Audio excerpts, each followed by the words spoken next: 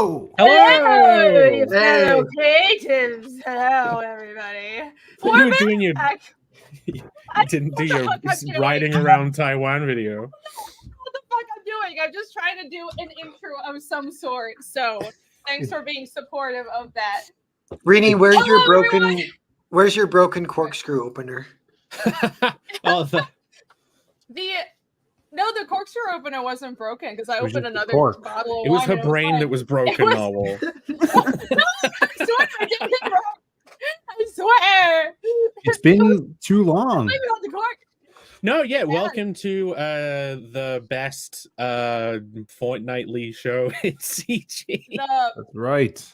famous or infamous or both pre-Jack show, the That's Creative right. Block, which is with me, Brainy Draws, Hyper Wizard, aka Jake, Narwhal, aka Pear, and Phil from Zay Comics. And we talk about creative subjects on this show, writing, storytelling, comics, all that. All of us are comic creators. So if you are new to this, remember to, first of all, hit like and subscribe to me, but also subscribe to all of these guys. The links to all of our campaigns are in the description. And there's also a link to a playlist where you can find all the past Creative Block shows. This is the 31st show. We've been going for 31 weeks. What? Oh my God.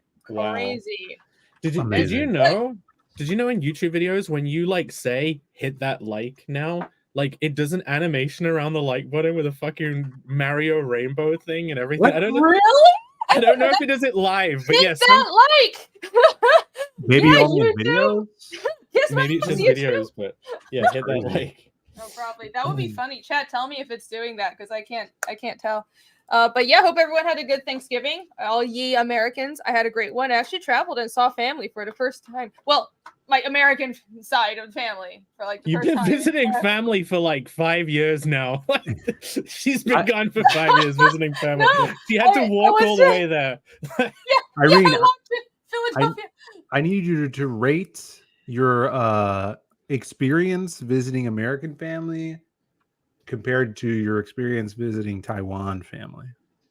Oh my God, you can't ask me that.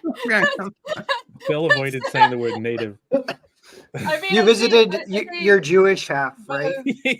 You went to Not really, Israel. no. It's well, because they're really mixed. They're American, so they're like Jewish and then some bunch of other stuff. But I visited my aunt and her husband's Italian, so they're kind of Italianish. But then but they had kind of a Friendsgiving, so it was kind of just like weird. It was like found family, and then I Sounds went. like some hipster bullshit to me. No, it was shut the fuck up. It was fucking fantastic. And I went to New Jersey and we had like an awesome comics people get together. It was great. There was I met Anthony from Dark Give Comics for the first time. It was awesome. Went to a restaurant, him and Vaughn hosted a Friendsgiving with Zachary and Dan Genovese and a bunch of other people. It was fucking awesome. Yeah. Bobby was there. Yes, and Bobby, boy Bobby. Chrysalis. And Chrysalis. He's gonna leave his chrysalis one day and become a big, beautiful butterfly. he will. His chrysalis. But yeah, I had a great one. Hope you guys did too. I love that so much. Yeah, my week's been fun. I finally got into 3D printing. Now, Phil's our resident 3D printer. Phil, do you want to see some of my wonderful prints? Do you want to see my first prints off my printer? Yes. Have you learned how to clean the machine though? Oh, what? Cleaning. You have So a here we 3D go. printer. Here are my first amazing 3D prints. that hard? We have huh? That looks like deli meat slapped on plastic. We have Hollow Professor's Arm 1. We have Hollow Professor's Arm 2. As you can see, maybe not as you would expect. Then we Not have really. Hollow Professor's Arm 3, slightly thicker this time. Money well spent. Yeah, and this is like Berserker figurine. That's Huh. a cup. That's a coaster. That's a good coaster from Yeah, now it's not even No, that's- flat. I can see the figurine. Very well done. Very Do you think these accurate. prints came out well, Phil? So they did a good No. job. I don't think you read the instructions. on. I have yet to get a successful fucking print out of this printer. You have to like level. It's a resin one, and you have to like change these screws on the platform and get it level. And I've done it like fucking 5 times now, and it still doesn't work. And I swear, one of the screws doesn't even tighten. It just keeps turning. So I think it's broken. So now I've got to go through the whole process of like into bloody support and then getting those 3D prints like people do leaves in books. You know, people flatten leaves. yeah. Be like, You I'm poor person. Poor Jake you. messaged me. He's like, "Hey, I just bought this 3D printer. Tell me if I did it a good job." He just sends you a fucking blob. Yeah, I'm just like, I don't know. Well, here's the true story, the full story. Yeah. I had one of the first resin 3D printers that was the Form 1 that I got through Kickstarter like 10 years ago. And it was before all of the kind of like the consumer grade 3D printing kicked off. And then when I was moving into this place, my sister's fiance he decided to carry it out to the car, and it had resin in the tank, and he, instead of carrying it flat, he carried it tilted. So the resin went down inside the 3D printer, and this is like a $2,000 3D printer at the time. Oh. And it just like broke it. And basically, in order to not be pissed off, because they didn't have any money, and be like, "Hey, you're gonna pay me back for the fucking 3D printer you broke? It cost me like $2,000." I had to just give up on the whole idea of 3D printing That's in general. horrible. Did you hate it when that kind of stuff happens? Yeah. But I was like, I'm just not going to think about 3D printing. But now they've got I so much understand. cheaper. You had to block out the pain. The concept to not be annoyed. I am shocked at how much cheaper and better it's gotten. I remember just like a few years ago, 5 years ago or so, 3D prints would the prints would just come out with really thick banding and all kinds of imperfections, no matter how good you were at it, and you had to like sand it. And I'm like, why don't I just cast it? Yeah. But now it's really good. You can barely see anything. Yeah, you can barely Technology, see any wow. stepping. You can barely see any layers on this. Yeah, especially when There's you only two one are fucking good layer. at it. Wow, you're like It a looks- That fucking looks like master at layer this. 1 right there. Well, this is like layers 300, but it's stuck to the bottom of the tank instead of to the build platform. You're very, very amazing. Well, I wish you the best. I hope your 3D printing skills improve. Narwhal, what's your current campaign? Do you want to pull it up or send me the link? Let's do a really quick round of promotion before we get started. We have a presentation for you guys today. We have a presentation on how to find your audience in whatever creative work you're pursuing, whether it's a film script or comic or art or some kind of modern art where you want to slap a banana and pee on it. Actually, don't do that. I hate modern art. But anything that actually requires effort. You pee on the banana? Does that mean cake farts No. are like modern art? If slapping a banana is modern, Fucking anything can be modern art because modern art is bullshit. It's like, ooh, it's the idea, and we're just like rebelling against the idea of having any merit. Isn't it technically just a money laundering scheme? You make anything that costs nothing. Fucking buy this blank canvas. Wow, I had like some deep philosophy. I wrote like 50 pages of nonsense, and then it's like, buy this white canvas for $50 million. Yeah, and really, can you imagine? Right. How about this? There is a hitman out there who one of these like modern artists who get like millions for their blank canvases is actually a hitman, and that's how he gets paid. Mm-hmm. That's cool. Maybe I wouldn't be surprised. But you know what is not fucking modern art and doesn't suck? Hey, look at that! Wow. Yeah, my eBay store debuted like a couple weeks ago now, so you can catch up on all the old Narwhal stuff. So just a quick shout out to that. A couple highlights is the original Earthbound and Foreign Agent and Nosferatu. That's kind of the original Narwhal trilogy. So if you missed any of those, you can pick them up. Some of the new stuff, Cerberus, Hotel Story. Hotel Story, this is the one that's live right now. So everyone definitely check it out. It'll be live for 2 more months, and then it's gone forever. So get it while the getting's good. Get it for Christmas. But you won't get it for Christmas, but you'll get it for Christmas from me. You know what I'm saying? You'll I know in what you spirit mean. get it for Christmas. Okay. Well, wonderful. Very, very, very nice. Yeah, you have an eBay store. It's good to see. I was debating starting an eBay store, but I already have a store in V that nobody knows about. But anyways, you never were you tell gonna say them something, about Jake? it.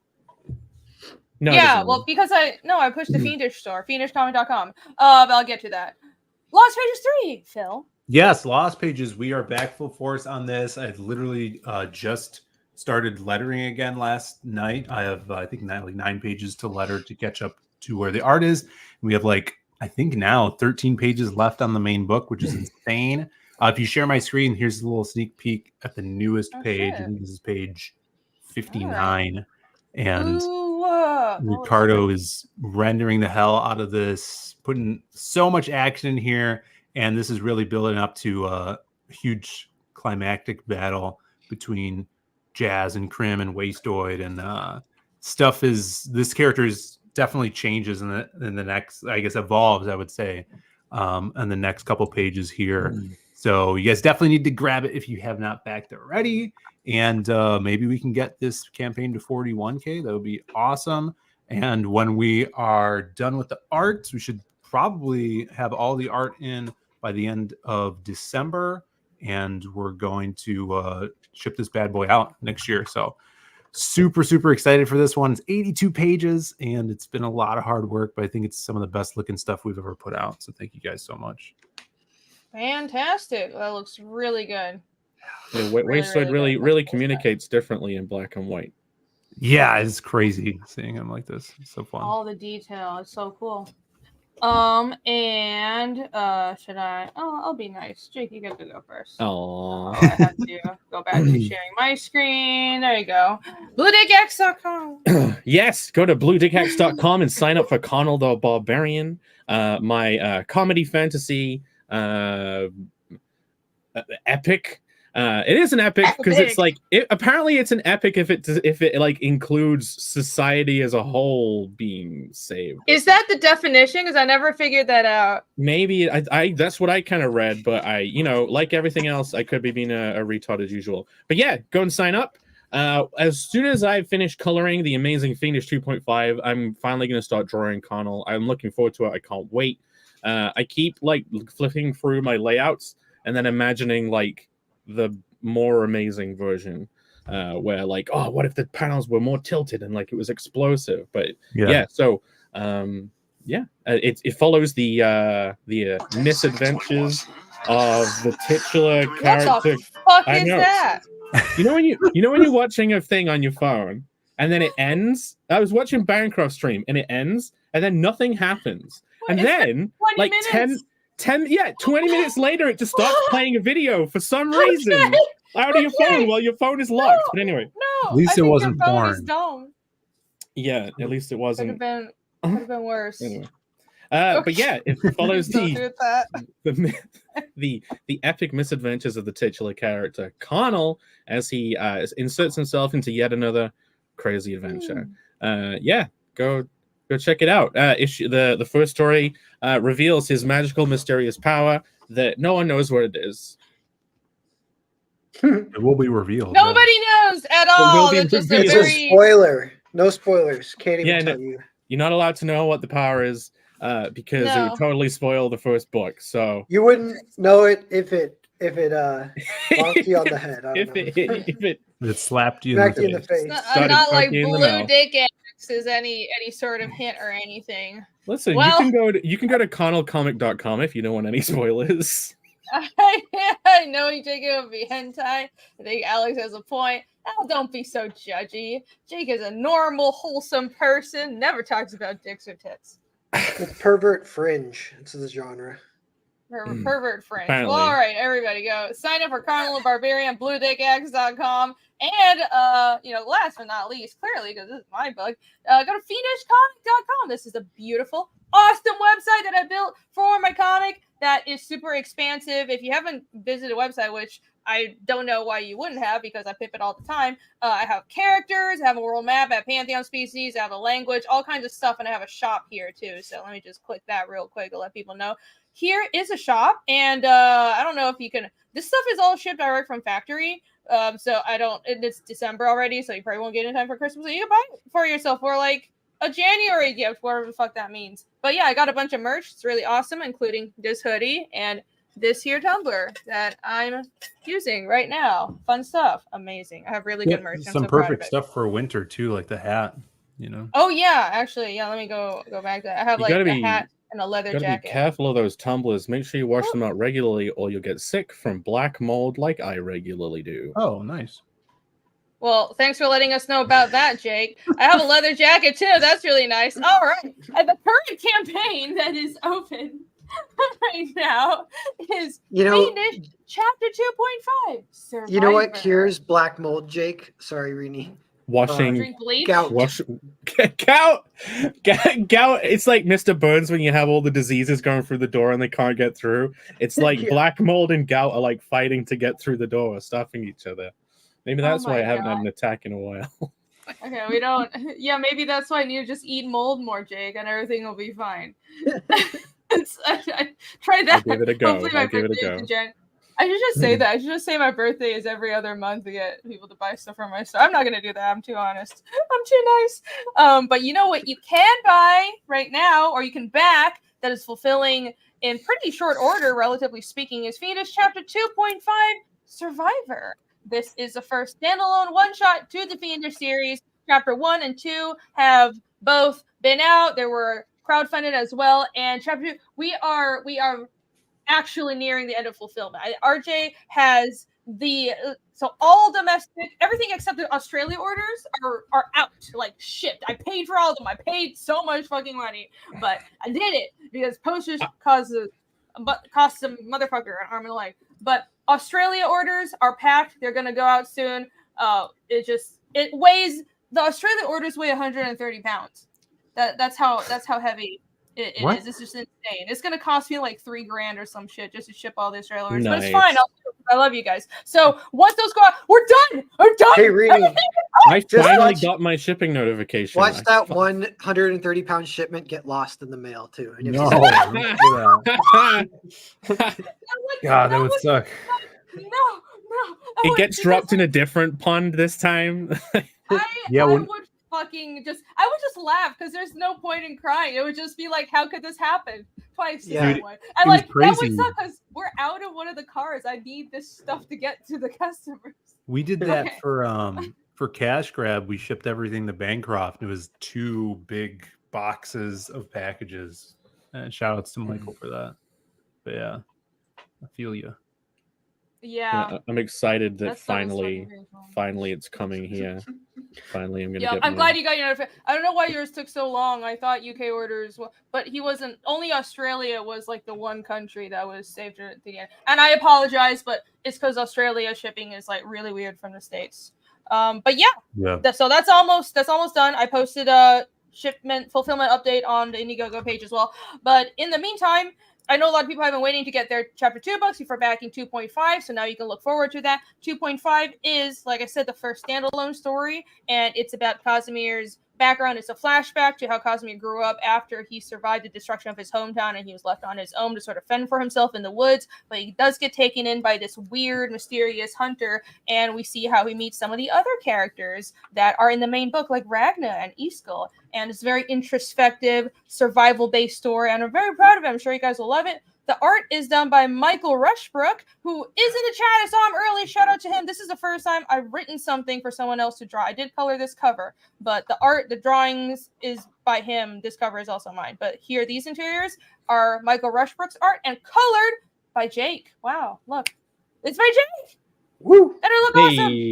Yeah, thanks for asking me. I'm really happy that I get to color this. It's really fun to color.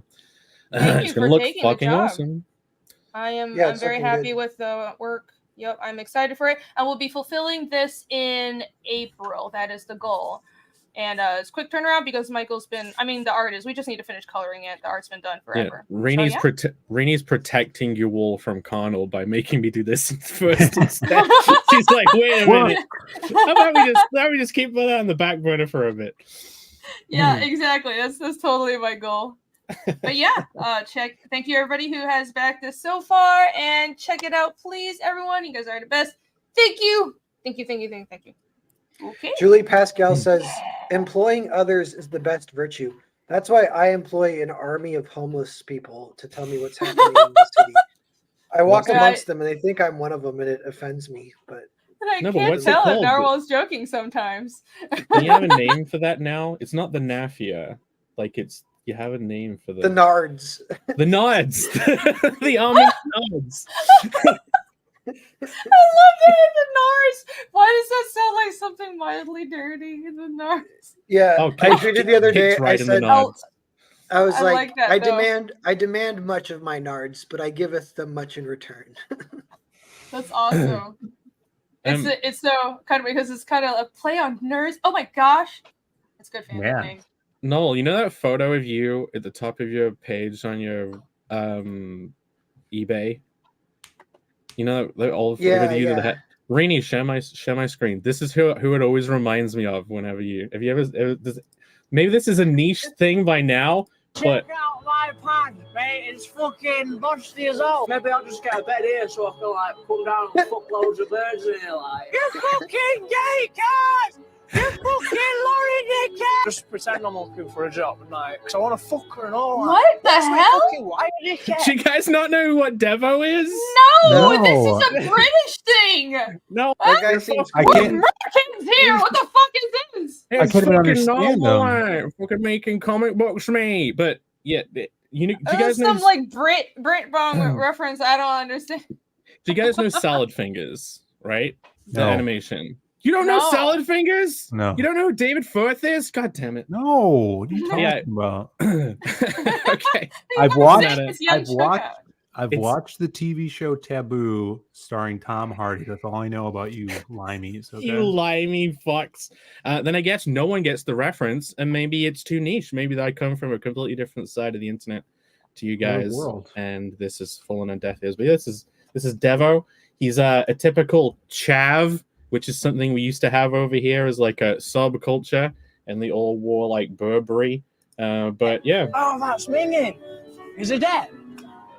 Do you think he's dead? Who's fucking boss at fucking jobs now? I think he's dead anyway. Fucking 20s, 40s. Yeah, there we go. Oh my god. He seems Okay. cool. All I Yeah, know is this he is- sounds like choke out. And Yeah, it's like but, mini choke even out. more- It's a mini choke out. Yeah, that's fucking hilarious. Oh my god. Yeah, you're from a different corner of the internet, Jake. We're sorry. That's Sorry, who that that we photo relate to on that. top of your eBay always reminds me of. I'm like, it's not all Devo. It's the American Devo. Like, hey, what do we got here, eh? How the What? fuck does Vaughn know salad fingers and we don't? Oh, because you're like a fake Brit, right? Yeah. That's Oh right. no, yeah, Vaughn's actually British. Mm. He's a fake American. He was born Makes on no British soil. Which makes no sense because he was born there, and like, how would you even know anything about the culture? Okay, anyways, doesn't matter. Someday, we should ship him off to Jake to have him reconnect with his birth culture. Well, yeah, no. The reason why he still remembers it is because every child that's born in the UK, a wizard visits them, and they put a hex on their mind, and they get a Oh, download. that's right. I forgot about that. Yeah, I forgot about the British wizard that comes to everybody. I've heard about that. We have Chinese wizards too. It's a whole thing. Yeah, Are they called It's like not- sorcerers it's or genetic. what is it? What is No, Chinese it's wizard called? I was saying wizard so you'd understand, but what we actually do, we have a Shaolin kung fu master just descend from the sky in a puff of clouds, and they just teach you kung fu in the crib, and they just download all the information. So that's why all Chinese people know kung fu. It's So genetic. wait, so what's the American version of the childhood wizard that teaches you stuff?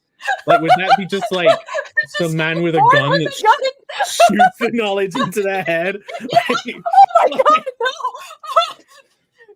It's it's like a magic gun. Okay, it's a magic gun. American Oh, dear. American boys, they love jets and dinosaurs. It's like the two things I can think of. Has guess I anyone was an made American has boy. anyone made Jet Dinosaur IP Yeah. where it's the dinosaurs, but they're Oh like my planes God, that I humans would ride love in? That has to be a I'm thing. not even joking. I still like dinosaurs and planes. Okay, I would try. Do you want that. a T-Rex? Okay, it's a cross between a T-Rex and a stealth fighter, and a guy rides in it and like telepathically communicates with the dinosaur and like you know, eats- there kind of is that, and it's Calvin and Hobbes. It's some of Calvin's fantasies. Okay. I like that. Oh my god. See, I already had a blast at the show. What show? It wasn't a show. I was just traveling around bumming off of people and, you know, and eating their food for free. Also, Maromi, member for 22 months. Thank you very much. Maromi just says, yay, yay. I don't know what you're eating about, but I do appreciate it. And thank you so much. for He being a really member. likes the Thank you so dinosaur much. / fighter jet IP. It's gonna be a hit. Mhm. No, that was Same like here. Normally 20 would. minutes ago. I'm sorry. But I like that IP. I would draw the shit out of that because I like both of those things. All right. I feel like we've like descended into the second half already, and we haven't even started. We have a Nobody presentation says to it's do, called everybody. Turbodactyl. That's great. Yeah, Turbodactyls rise up. Turbodactyl activate. That actually sounds like Turbodactyl. Dino Jets. I think that's a terrible name. Turbodactyl is way better. Oh my god. No. Turbodactyl is one of the Dino Jets. We have to have a whole What the hell series, happened like those since I left? Goosebump books. We started talking. I don't know, but somehow we We landed on invented a someone new should breakthrough draw a IP, Phil. comic that combines dinosaurs and jets. Oh, I hate The dinosaurs. leader is Turbodactyl, Because and the leader can be Fast Rex. Fast Fast Rex? Yeah. God, Wait, no one knows Alex how to says name things. No, Rare distribution my center. Mobilosaurus Rex. No, this is It's a horrible. Tyrannosaurus Rex. No, that's Terabo. Terrible. Why did I say She's getting so excited by dinosaurs smashed with fighter jets that she's reverting to a childhood Chinese Yeah. accent.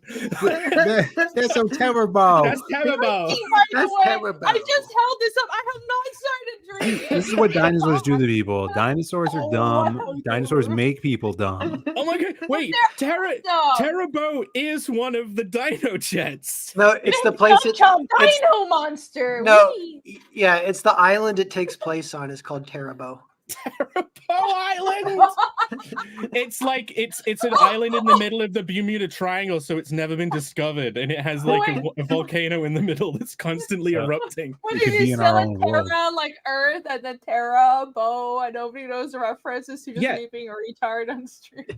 It's in our world. We already live in the Dino Jet.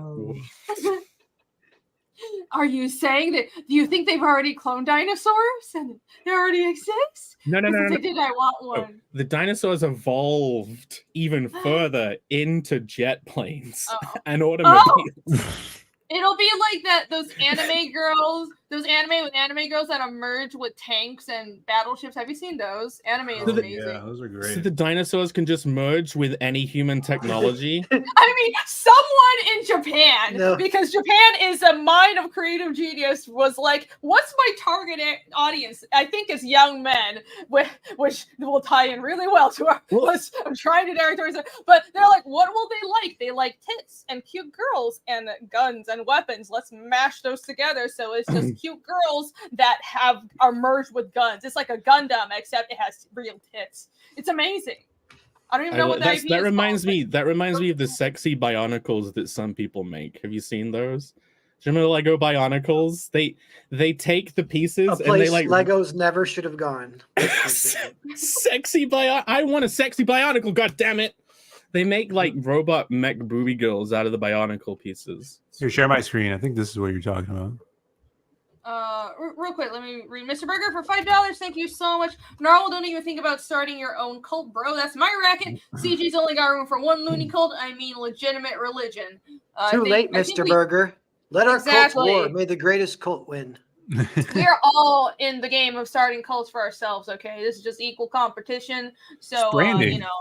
let's just it's branding. It's branding. So that's what we got to do. But we do support Mr. Burger. Thank you very much for the $5.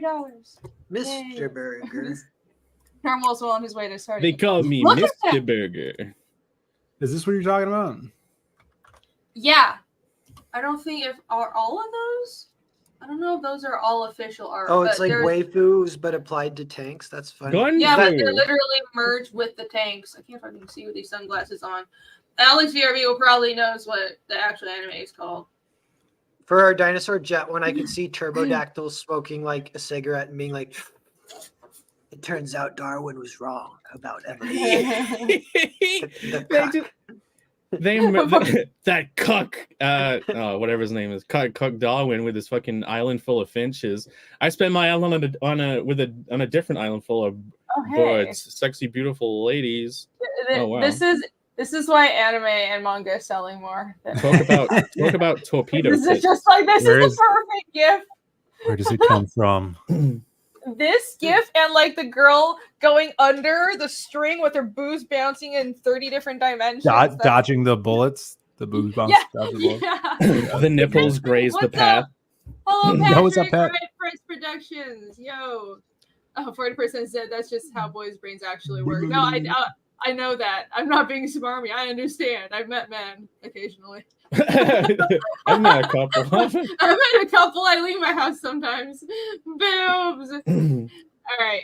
Wait, no. Well, now that I'll my fucking what? share my screen. This is what I meant, Phil. We're never gonna get this damn presentation. what is We have this? This is what I mean about the sexy bionicles. Have you ever Oh, seen they're that? bionicle? These are like bionicle Lego pieces that people put together to make sexy mecha girls versions. Yo, that's hilarious. They're great. I mean, yeah, that could be an IP within itself for sure. Yeah. Bionicle XX or something. Boobonicles. Boobonicles! Yeah. Oh my, that's The it. bubonic We've already plague. we are a wealth of ideas today. We came up with Dino Jets, which is actually no, let's not go with that. Turbodactyl and Bionicles. Yeah, Bubonicles. Turbodactyl was great. This actually Yeah, looks sex- really cool, dude. I've never seen this before. what boobonicles? It's the Bionicles. Yeah. But we'll do our own version. That's called Bubonicles. Yeah. Boobonicles. Wait, you We're don't even know sitting what a bionicle gold is, Irene? You don't know what a bionicle is? Do you not know what a No. bionicle is? Okay, Really? hold on. Oh my What? god. Was it Bionic Tit? No, when I was when I was Toy a kid, series. it's a whole toy series of like that Lego did like fucking 20 years ago, and I was obsessed with them as a kid. Like we Okay, had like I a wonder bionicle why. club in school. No, share my screen again. Look at these motherfuckers. They Yeah, went it's like not sexual or anything. It's like Look. fantasy tribe Legos. yeah, they have like these Oh. masks of power, and they live on like the island of Matanui or whatever, and like one of them goes across the ocean to return the stone of life to like the mountain or whatever. What the That's the- shit? This is that's like the plot, Lego right? Transformers. It's like Kind of, yeah, but they don't Well, like- transform though. They just have like weird weapons and magic. Look, Kind In of. the yeah, in the but like other robot room, toys with the story to it. in the Yeah. other room, last time I went on a holiday to Europe, I found a toy shop full of fucking bootleg toys, and they had a whole range of bootleg Bionicles, and they're amazing. Like I bought the whole set. Like yeah, I remember the blue guy, like the Gen 1 and when the red guy's got like a skateboard or something. Like they Yeah, had, little have hoverboard here. hoverboards. Yeah, the white one was the coolest one. yeah, Of probably. course, you would say that, Jake. Yeah. Like no sexy Bionicle right there. Why would Yes, I, Jake. old Of people, say course. the white one is the coolest one? It's because he's made of ice, so he's cold. Yeah, he's the Yeah, it's ice actually guy. kinda cool. He's literally the coolest one. Damn. Yeah, these guys were cool. They did movies too, right? Like direct Yep. DVD movies. There's a whole franchise that Lego, and you know what? I think they're still making them. I think these guys are Really? like the modern version, like the last series they did. Like they had them in boxes and stuff. They used to come in metal. Okay, they used to come in plastic canisters. No, and they don't make that. Don't make Yeah, that that pose gesture was on weird, camera. Jake. You. Oh, they come in these canister things, and like they You, came with Jake comic. doesn't care. You guys know this by now. They came It's with the first comic- picture. Just click Wait. on the first picture there. You see him. Yeah, these canisters, and they came with comic books inside that told the story of the characters, and like Yeah. they're supposed to have washed up on the beach of the island in the canisters that you buy them in. Oh, they were yeah? fucking, That's cool. cool. Like those canisters were in the comic. Oh, Yeah, that's that's actually badass. really cool, dude. Cool That's marketing and- Great. That's great marketing. Yeah. Yeah. Good packaging. the- well, Lego cool. did some I awesome- am uncultured, but now I know. Yeah, now you know. Lego did some awesome comics in their products way back then. Like I used to be really into Rock Raiders. If you anyone know Rock Raiders, or is I don't just think I know that. they were people who went to an alien planet and mined the shit out of it and killed the native rock creatures. It was amazing, and collected the power crystals. Sounds Uh, great. And yeah, and they came with little comic books in too. Hey, hold on. Not terrible at all. Rock Raiders is fucking cool. Look at the color scheme. They went for like neon greeny, yellowy thing and like rock monsters, and they're all wearing like orange, and they had like this caution stripe on everything. Yeah, I Right? wasn't into Legos. Oh, really? Yeah, I like Legos, but we didn't. I legit don't think we had Bionicles in Taiwan because this is. If it's 20 years ago, this was in like the 90s, early 2000s. We didn't get this. Yeah. I did have I just had like basic bitch Legos, but I had a lot of them. The fucking dropship was so cool. But yeah, so that's my attempt to distract Irene from starting her presentation. Okay, can I start the fucking presentation now? Jesus Christ. My God. We lost like 10 viewers. I'm sure really? everybody I'm sure there's a healthy love for Legos out there, but I think people want to see the presentation. You know, that's what the show is PowerPoint. about. Yes, there's Bring a on the PowerPoint. I PowerPoint. spent a lot of time on this. What's the I font spent a lot of color compared to time. the background color? I can't wait. It's See very what the- clear. I make beautiful PowerPoints, you know that. So never doubt We me all on do. that. I think we all do. Yes. We all make Yeah, amazing sure, ones, totally we do. especially Phil. Some of us make them so bad they're good, but yeah, they're all good. Yes. You're all pretty. Y'all do good. All right. Today's topic is finding your audience or how to focus your story. And without further ado, here we go. Let us get into it. So you just look to the right. They're right there. Aww. The Oh my audience. God. You just look to the right of the thing. I Okay, found it. Jake's bad jokes aside, I'm trying to actually do a good presentation. Everyone's trying to sabotage it, but Teach me, Irene. Shutting up. What do you say? I said, teach me. Oh, okay. I shall. Behold, everybody. So, why does finding your audience matter? No media can truly be made for everyone. That is first reader. Attempting to make a work for everyone necessitates watering down its artistic character.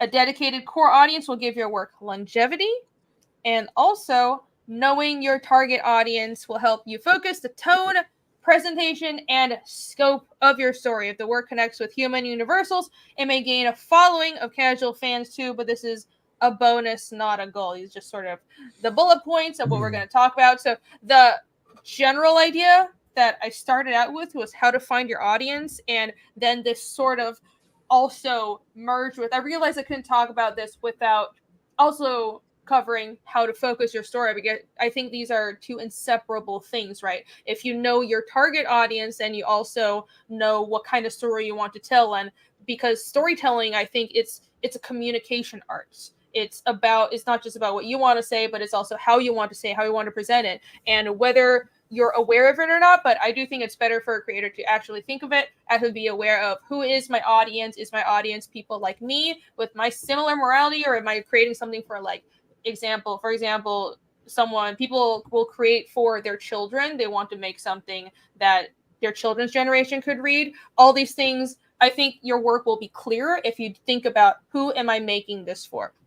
So instead of, for example, we'll talk about this too, chasing trends or just doing what's popular, or trying to make something for everyone that you see a lot of companies like Disney doing now to stuff like Star Wars, and we see this in mainstream comics as well. I think that is the downfall of creativity. You need a target audience, and even stuff that is very popular, that seems universal, honestly, there's still a core audience, and it just has widespread appeal, but every work has a core audience. That's what I think. But Well, we're going to talk about all that in detail.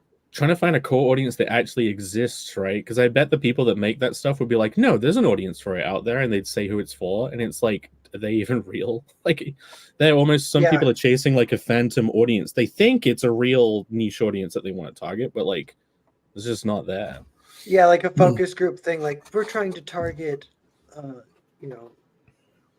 divorced The moms. Yeah. They do it. Do you remember that Dead Space, when they brought out Dead Space, and they had like a trailer that was them showing, which is like a horror, gory sci-fi thing, and they were showing it to like the mom demographic, and they were all being really shocked in the video. Do you not remember that? No, that's funny though. Why would they? I know Dead Space though. Why would they? That's clearly not their demographic. No. But that was they. Yeah, it's funny how it's flipped. They did that just for a trailer, just for an advertisement. You know what I mean? Like a joke, marketing thing. Oh, look how scary and shocking the game is. Okay. Yeah. I see. They did a fake like viewing for like test audience of moms, and they were like, "Oh my god!" and they used that as a trailer. Oh, that's Yeah, funny. Yeah, remember that's it. That's the joke. I got the joke, guys. I got it. But yeah, that's it. You should know your target audience. I do think of. I guess I didn't. I just thought about this, so it's not in a presentation. But do you guys think it's possible to actively think of a target audience, but it turns out your work appeals more to a whole other group that you didn't even consider? Is that possible? Yes. Yeah, the furries. Yeah. The furries will appropriate things. Oh yeah, They sure. did. Oh, you're right. Yeah, well, any Love sort of fetish culture will appropriate Sure. things, and yeah, I guess It's not. Well, when It's it not comes to what necessarily a people bad want to thing. have sex It's with, not- you can't yeah, really control that, though. Good point.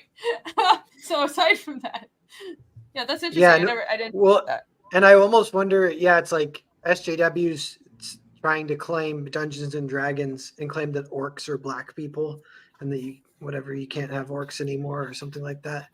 That's But all. that's- That's a little bit more unfortunate because then it's even like Well, a question. Yeah, Yeah. but that's not. I don't think that's sort of something being created, and they're actually interested in. I don't think they're interested in the original work, right?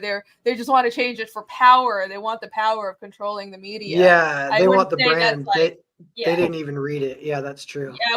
I wouldn't say that's like a fandom that actually latched on to the work. That's like some fake geek bullshit right there. So all right, I What have are a few possible targets? examples. Like you could target like there's fandoms that's almost could be a target. Like the Earthbound fandom is also overlapped heavily with Undertale. And you could be like, I'm going for that fandom if you're making something. Oh, people could that are be like, Is it you know- overlapped with that? How do you see that overlap then? Like, Just, the Undertale's kind of like an evolution of Earth. I'm saying Earthbound like the original Nintendo game, not my game. oh, sorry, yeah, I thought you meant your own You book.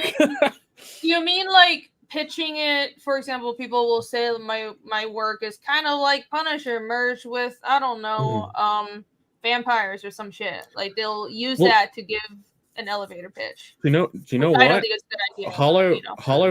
Hollow Fist, my video game that's on Steam. You can go to fist.zone to check it out on Steam.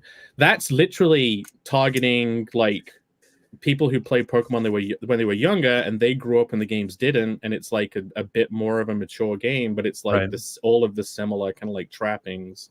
Then and trying to give it some more interesting gameplay too. Because that's like another target of it. Like people who have played a million Pokemon clones and you're just mashing A, just like actual Pokemon, and it's like, oh, what? Someone makes one and it has actual gameplay. Wow. Yeah.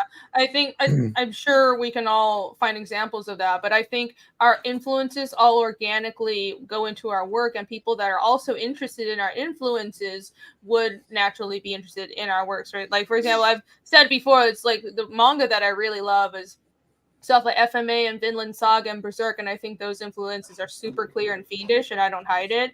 And it's not like I did it on purpose as like a calculated, oh, I want this audience. I don't like, they're probably, mostly Japanese, but I think it's just a natural thing that occurs.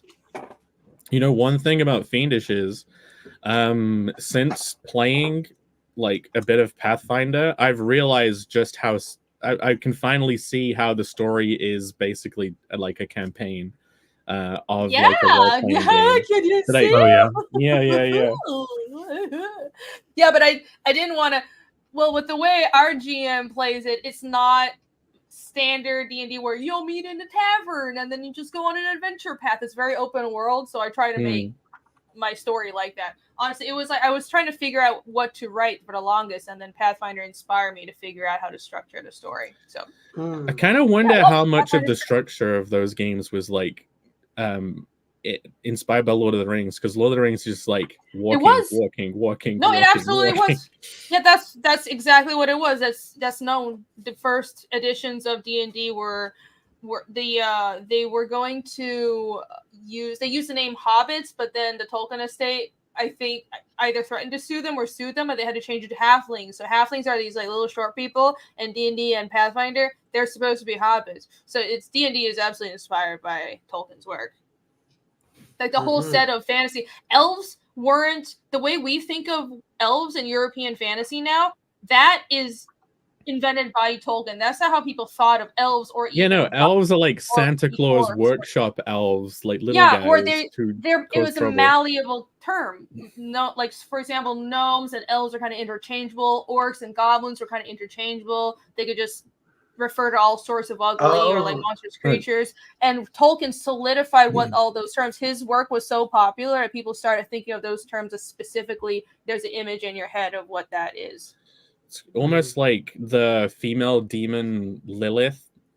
Like that's taken on many different forms. Like it's the same name, but it ends up being like a bunch of different meanings for that character name. And like originally it just meant like generic demon woman. But then it turned into like succubuses and like real more specific stuff. Lilith's from the Old Testament. No, the first female before Eve in the Garden of Eden. Wait, what? Yeah. Yeah, she was technically the first female, but she was created. I don't know Bible history. She was a bit too much, and God was like, "Nah." Well, literally, Jake, she was cast out of the garden because she wanted to mate with Adam on top. She wanted to. And then Eve was made from Adam's rib, so she would be subservient because she was made from his body, so she wouldn't be so uppity. That's my understanding of it, guys. I might be wrong. I didn't grow up with this stuff. Stop calling your girlfriend a rib. Lilith isn't from the Bible. Maybe it's from another works, but the Bible, the Lost Tapes. No, it's the lost pages of the Bible. Phil's next series, the Lost Bible. Yeah, I wrote it. Bible history is really interesting. Though. There are all these lost texts and these because there were so many versions and stuff, and everybody knows about like the Gnostic stuff. The parody, but there's fan fiction of the Bible. Those lost scripts of the Bible. So it's really interesting. You do wonder how it started. Well, it started out as kind of scattered. A bunch of people wrote it, but yeah. It's interesting. Yeah, but Phil, people are like saying she wasn't in the Bible. Phil, maybe you were reading the Bible. Oh, maybe that's what it is. The Book of Enoch. Okay. It's like Hebrew stuff. Is it? I don't know. I'm waiting. It's the deleted scenes on the DVD. Is the Book of Enoch. I guess that's what it is. It's not canon. Jesus and Pal's extra adventures. There'll be a director's cut of the Bible one day, and it'll include Book of Enoch. Don't let her carry on with the presentation. May the gods tell. Okay. Even widely popular works like Star Wars or Lord of the Rings have some sort of primary audience. So, like I said, even if a work appeals to a lot of people and there is popular general audience appeal, there is a hardcore audience that I believe will carry your work on. Those are the people that'll come back time and again and support your work and recommend you, do advertising for you because they like your work so much. And those are people that are drawing fan art. Those are people that are passing your books on to their children. That's the diehard fans, not just people who go see the Lord of the Rings movies in theaters and like it. They're a fan too, and that's fine. But people who read Lord of the Rings every year, which is a lot of my friends, those are the diehard fans who have like 50 editions of the books. Those are diehard fans. And so when I talk about core audience, just so you know, that's what I mean. So here I have a few examples of different franchises and their core audiences. And it doesn't have to be demographics, like, male, female, or like age range. It could be something else too. It could be interest or generation, or I guess generation and age range are the same thing, but nationality, culture, that could all apply. So Star Wars appeals to young men and boys, American. It is honestly a very American story, interested in uplifting heroic storytelling, and it's trying to appeal to that audience that is also interested in space. And then Lord of the Rings, which we're just talking about. Lord of the Rings does have very widespread appeal. It's honestly amazing. But if you really think about it, there is still a core audience. You can still narrow it down. So obviously the text is not simple. The prose is quite elaborate, I think. I looked on Google, and Google was like, oh yeah, you start reading it at like 8 years old. An 8-year-old will not understand Lord of the Rings. Holy shit. This is for at least middle school or high school and up. It's honestly rather complex. So I would say at least secondary school age, and interested in immersive, mature fantasy, because that's not everybody. A lot of people just are not interested in fantasy. That's like half of my family. And then the Punisher is geared at young men and adult men who are interested in darker, grim stories and who don't mind bloodshed and gray morality and all kinds of dark, bloody stuff like that. A few more. If you guys think of any more examples, we can go over that as well. But I have here Spider-Man, the comic, the original comic version, that it was supposed to appeal to teenagers and boys who want to rise above an everyman status to be a hero. I don't know if that was kind of my interpretation of it, but I think that's a pretty good summation of what the Spider-Man creators seem to have been thinking when they created the character. And of course, I want to have a couple of franchises that were primarily appealed to women that weren't stuff like Twilight and stuff that I just wasn't interested in. So Hunger Games appeals to middle school and high school age, mostly women interested in fighting for justice in a corrupt system. And also Sailor Moon, one of the best examples of superheroics with female leads and for a female audience that doesn't suck, which apparently Marvel and DC will never get, but it is young women and girls and who are interested in heroics with a feminine perspective. Yeah, man, the Hunger Games definitely. Oh, it's such a woman's film. I actually went to see it this week with a woman, and This week. This week. Did it just come out? Well, with a woman? Yeah, can you believe it? Dude. You know women? Dude. Nice. But yeah, it was just like, it starts off and you get like this blonde head, ultra blonde, ultra blue-eyed guy, and there's just like shots of his shirt off changing, and I'm like, yeah, this is definitely for you. It certainly is. It's pretty obvious, Yeah. but it's one of it is definitely for women, but it's one of those where I was like, okay, there's a lot of popular media that is for women. The vast majority stuff like there's a whole genre of like Hallmark movies and stuff like what Live, Love, Pray, some shit. I don't know. I can't reference this because I'm not interested in it. So I can't even like analyze it. I'm not gonna put something on here if I don't get it. But you know, Hunger Games at least doesn't suck. So there you go. Yeah. So here's some examples of different well-known franchises and their target audience, and hope that makes things clearer. Yeah, there's this like another, I guess, target audience thing would be like the middle-aged wife who reads all those like sexy adventure novels, like the hot hunky guy, you know, those like there's a whole industry on that. What are they called? Harlequin romances. Yeah, like the Harlequin, and then there's like Yeah. this hugely popular series of books that has been a couple different shows, but it's basically like Highlander. I don't know. My girlfriend's mom loves the show, but it's like the Fabio books or whatever. right. Yeah, this like is the like Fabio this covers. Scottish guy that can go back in time to like the 17th century and shit, and he lives like throughout the ages and has to fall in love with the same woman in every lifetime or some shit. Yeah, it really is specifically romance. What just almost exclusively appeals to women, and that's, by the way, I'm not saying it's bad. It's not my wheelhouse, but that's great. There's a huge market in romance, prose, and also romantic comedies appeal more to women if you're talking about film.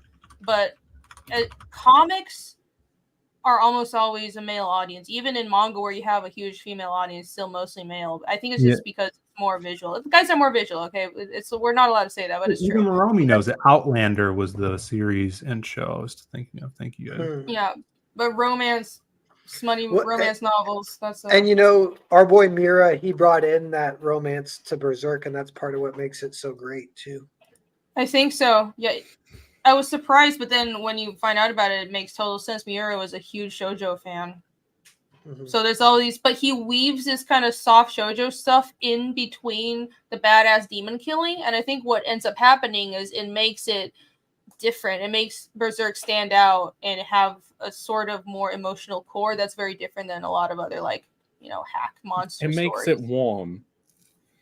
Yeah, Berserk is a very emotional, warm story, which you wouldn't. I wasn't expecting at first, but it turned out to be that And way. more complex too, because I mean, all the violence that's in that story, or you look at something like just regular Western comic book storytelling, on the surface, and usually throughout even the whole series, you don't get that part of a character, probably because I guess the creators aren't really interested in that.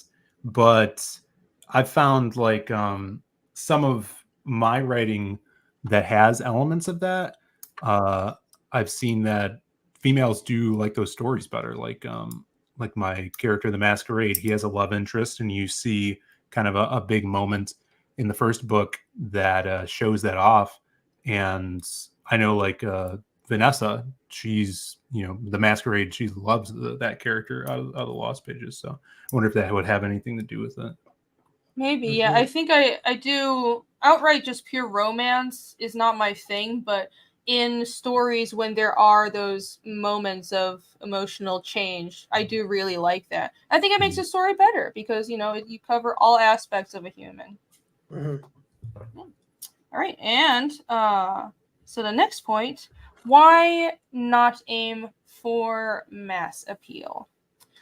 The reason you should aim for mass appeal, and I'll clarify, is creators should strive to portray human universals, and the audience breadth and depth of every work will be different, which means some works like Lord of the Rings can have a very widespread audience base, and the ultimate audience of every work will be different. That'll vary, and you should definitely aim to capture something that can resonate with anybody on the planet, but that's different than aiming for mass appeal. These are two different things, I think. A well-done work that portrays a compelling journey of friends struggling through hardship, for example, would likely strike some universal experiences and be popular. However, this is different than aiming for mass appeal. Aiming for mass appeal necessitates incorporating multiple tones and sensibilities, which makes the work jumbled and incohesive, and also avoiding expressing strong convictions or moral ideas to avoid offense, which makes the work aimless and shallow. And I was going to put a giant slide of Star Wars right after this, the new Star Wars, but I forgot. But just everybody picture that in your minds. I was going to just slap that on here and while going over. So when you incorporate multiple tones and sensibilities, it's just things are jumbled and the tone is inconsistent, and also there is no conviction or moral ideas because you're just creating by committee, and you don't have something to say. There's no moral core to the story, as opposed to old Star Wars. Star Wars is just such a clear example of this. Well, it's like the thing with the mass audience, you can kind of see them more as like a casual audience, not to like talk down to them. It's just saying that like as a customer, they're going to be more casual. Maybe this week they have an interest in what you're putting out, or like the next week they might find something else on Netflix to watch, or the week after that they might like, they're not a dedicated hardcore actual fan, right? And like so if you're aiming for the casual audience, you're going to get a casual customer that's not going to stick around. You kind of like can't build a foundation of a reliable audience that you can count on always being there, which is what you do when you make something a bit more niche and focused. You kind of give someone something that they're like, I specifically have always wanted this, and no one was making it, and now you're making it. I'm going to follow you forever. And a mass casual audience isn't really going to have that connection. Yeah, that's almost true. like one of the biggest problems we got right now of why shit kind of sucks, beyond even just wokeness, is the broad worldwide audience that they're shooting for, because it just waters everything down so much. Well, Right. Austin once said, if I may, it's so weird that companies don't aim for mass appeal anymore. So I think it's weird because it's like they're aiming for mass appeal, but also not. And I guess I haven't quite parsed that yet, but it seems like they're creating by committee, but they aren't able to create those 90s blockbuster films, right, that had mass appeal, and they weren't particularly deep. It wasn't some like great epic that you're going to remember and pass down to your children, but it was fun summer entertainment, and that was fine, and they knew that formula, and they've lost it. Everything is shallow. This just is bad. The reason is, I mean, you could specifically see this in modern comics, Western comics today, is they feel like, okay, we've depleted all of the comic book readers that have been following us for the last 60 years. We have them as an audience. Now we have to go after this very niche group of people that aren't used to buying comics, and we want their money. So that's why they're changing all their popular characters to be more relatable to this niche small audience that probably is not buying comics, and if they are, they're buying manga. And what they're doing is they're sacrificing their honesty in what they're creating. They're not creating with honesty.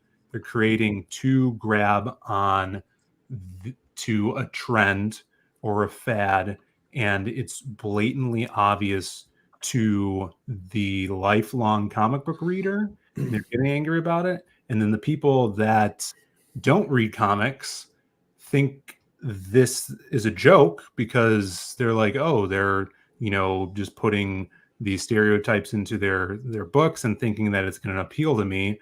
That why would I ever want that? When they have their own media that they're looking at for entertainment. So I think something specifically is when you're creating, you have to create with honesty, something that gets you excited, and the way that you're going to attract the broad mass population is with like arcane themes, those themes that are ingrained in us that we talk about all the time on the show, whether it be archetypes or just the human process that we live. Yeah, like they originally had their niche dedicated hardcore that they targeted, but then they managed to develop IPs and stories that did actually end up having something that would appeal to the wider audience. So they had kind of like both, and then they cashed that in for the Phantom niche, like the Phantom hardcore. Like they imagined a different hardcore. Mm-hmm.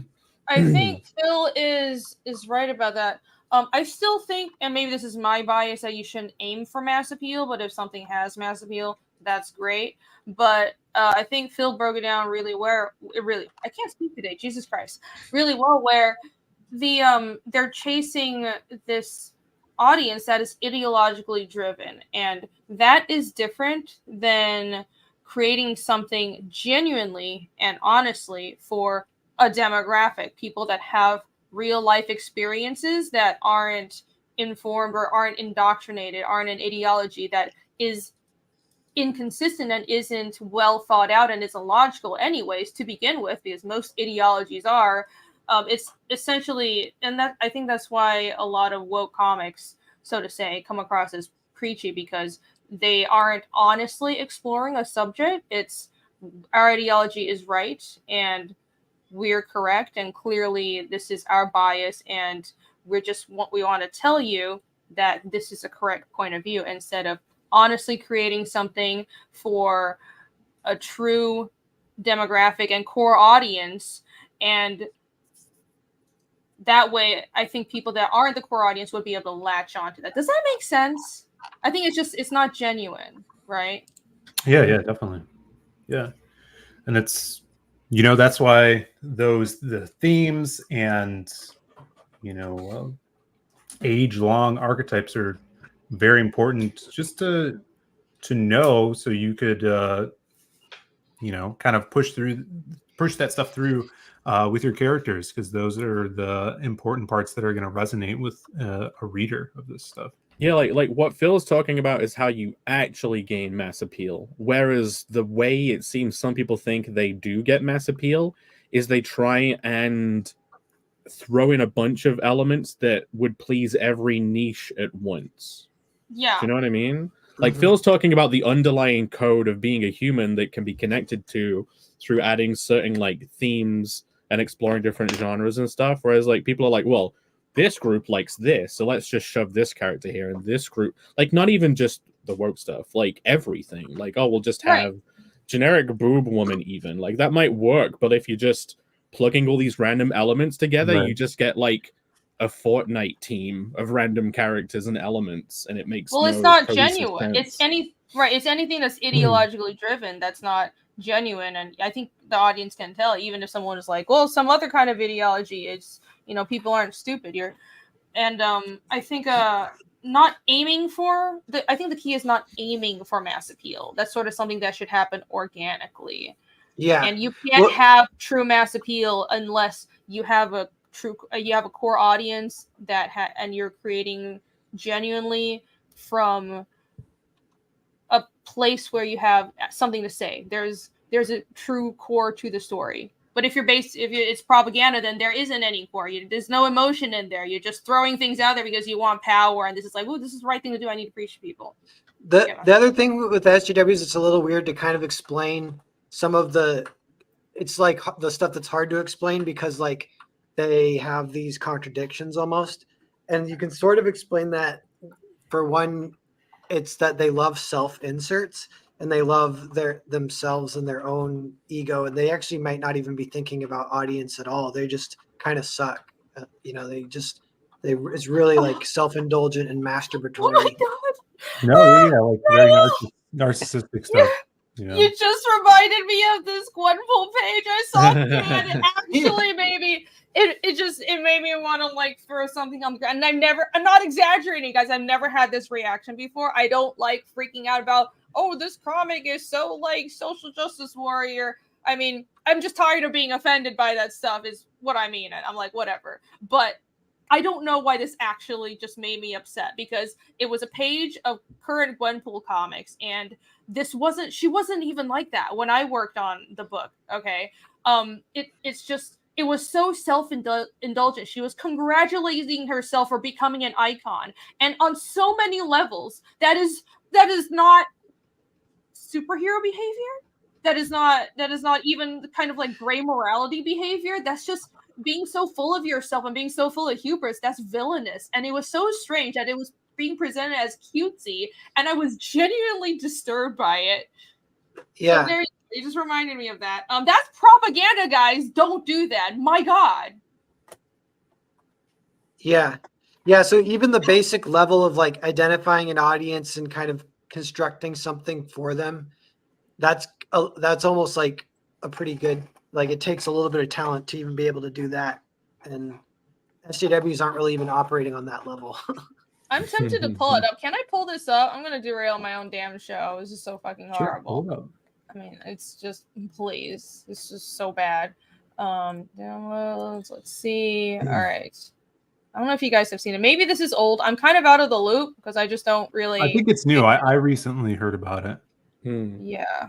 All right. Let me. Oh, Twitter did It's that thing where. It's a good point that it's villain behavior, though, because it is almost like a blind spot. Like they don't realize.